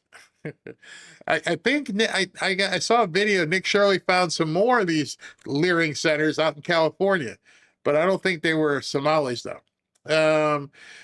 Linda, PhD stands for Doctor of Philosophy, is not a medical doctor. Also remember that Quran says it. Guy by Cat TV, okay it's okay to lie in order to promote Islamic ideals. I think it's called taqiyya. Victoria, Medicare isn't free. It's $205 a month. So what the hell is he talking about? Cheers up. Hassan Piker is also well connected with Neville Singham, who is probably funding a lot of their campaign through China. Yep, I believe it. I believe it. Cheers up. Thank you. He needs to give one message to all Piker nut jobs and a different message to all the moderates. So he's playing both sides to get votes from both. Yep, indeed he is. Tania, who's more of a S-bag, Mandami, Piker, or El Sayed? That's a tough one. I mean, we'd have to run a poll to find out who's the bigger D-bag, Mandami, Piker, or El Sayed. That's a loaded question there. Yeah, loaded. I would have to say the bigger piece of crap is El Sayed at this point, because Mandami, he already did his lie. Piker's actually being honest, so I always figure out people who lie are the bigger pieces of crap. Chiosop, he may have disavowed it, but he still believes it. Absolutely. Alec, women who support them will end up looking like Darth Vader in their garb. You two won't let me use the actual word. Yes, I understand. Mary Kellums, Greg Abbott's biggest donor, is from Pakistan. Is that why he's allowing that to happen? Alec, deep state Manchurian candidates. Yep, and I hope people don't notice. Linnell, McKinney is another example of why you have to get involved with local elections. County, state, federal are all equally important, all the way down to dog catcher. Get yourself involved. Ed, Barry, I lost the use of my left eye on August 3rd, but I still watch your show. Haven't missed one yet. Plus, I look good on an eye patch. Well, I'm sorry to hear that, but thank you for continuing to turn in. Chiosop, sent hijabs to liberal women I know with notes saying you need this if Dems win. Got calls back saying not voting Dem anymore. Wow. Wow, is that true? That's amazing. Deidre, Barry, can we please have Alpha Warrior again before you stop interviewing? We really liked him. He's also promotes your show on his show. Yeah, I like him. Monica Page will have, well, I mean, he's not going to give up completely. I don't want to talk to politicians. No, don't forget them. But yeah, we'll get him on. Alec, no first aid kit without Medicare for all. Megan, Barry, I'm with you all the way. Trump 2028, where we go one, we go all. Diana, is there a way McKinney, Texas, stop or revote for a horrible mosque? We plan on moving to Texas, but I am terrified we are escaping California. I think there's always going to be a mechanism to try and get it back in front of the council. People got to have to fight. John, maybe doing FaceTime with your fans. I don't have FaceTime. I have Android. I can't. I can maybe do Zoom, but I can't do FaceTime. I don't have an Apple. Fazul, podcasters I liked went hype. Stay true, Barry. Of course, I will. I'm just shaking my head because I know what you're talking about. Alec, Barry, you are the professor I wish I had when I was in college. Wow, thank you. Thank you very much. Scruffy, jumping out of my seat. Pick me, pick me. Talking about for the house. Alec, my father has a saying, never show a fool a half a job done. Great. Mr. Phelps, Al, thank you. Who's this? Aaron. In the KJV, King James Version, there are 7 sins that are an abomination to the Lord. 2 of those 7 are about lying. That should be a real big warning to those who lie. Absolutely. John F3089. What's Matthew Lesko to talk about grants? Is that the guy with the funny coat? I remember he used to talk about grants and stuff. Neo, hi Barry, Fanfare family. Your show just evolved. It's perfect. See one, do one, teach one comes to my mind. God bless you and Robin and team. Best of luck. Thank you very much. Dumb American USDA loans out here with no down payment. Yeah, the rural loans are really good too. Catalina, Mandami, and now this guy. The first thing they did after they win was go be with Obama. Linnell, I'd love to help. Plenty of homes in Spring Hill. Nice area up there. Alec, what trade school instead of fill in the blank studies? Exactly. I can't. I would love to talk to Mike Rowe. John, there is no expectation of privacy in public. You are correct. Ernest, how many bad guys are going to hack into the cameras and use them for nefarious things? You could be right. Chiosop, Chuck U. Todd is in trouble. There's got to be a lot of people in trouble, obviously. Nathan, I was wondering if my CDs came in for you. If music created on AI, you can use any for the show. I hope you get I hope I got your business address correct. I will go. I'm at Monday. Tomorrow. So I will go over to the mailbox and check it out. Nathan, honest question: how much planning does it take at the minimum versus how much you will make at a minimum? How much planning does it take at the minimum versus how much you will make at minimum? Not sure what your question is. Send me an email. I'm not sure what you're saying. Thank you, though. G. Fisher, can't wait for the real estate tips. I see some good ops on the other side of Florida. That's on the west side. And Donna, I'm an Islamophobe and I'm okay with that. Oh my gosh, that's funny. I'm an Islamophobe, but I'm okay with that. All right, everybody. I shall see. I hope I didn't miss anything. I'm looking here just to make sure because I refreshed and everything. But if I did, I'm sorry, and I will acknowledge tomorrow. So you guys have a great Sunday night. We should, it's 10 o'clock. Let me check something before I go. Let me check the presidential schedule to see if they've announced anything for tomorrow. Before everybody gets out of here, we can see what we're going to be looking at. Hold on. Okay, so they've posted tomorrow's schedule. I'll bring it over on the other monitor so you guys can see it as well. We can see what's going on. If anything public, let me look at it here. 1 second. All right, so we got the presidential schedule is posted. Let's take a look, everybody. What's going on for tomorrow? Okay, president's public schedule. All right, here we go. Tomorrow, Monday, August 10th, 8 a.m., he's got an executive thing. 9 o'clock, in-town pool. That's when the reporters get together. He's taping an interview at 9:30, so that'll probably come out later in the day from somebody. Policy meeting, 2 p.m., president swearing-in ceremony for Todd Blanche. Yeah, that should be pretty good. So it looks like 2 things back to back. He's got the swearing-in ceremony, but executive order. See where it says closed press here? That means neither of them are going to be public, supposedly. He may end up turning on a camera. And then he's doing executive order. And then he's got a private rally for Darlene Graham and another rally for Michael Alfonso. So nothing public tomorrow so far. Doesn't look like anything is going to be public. So we'll have to have a regular show. And that's what we'll do. If something changes, I will let you know. Thanks, guys.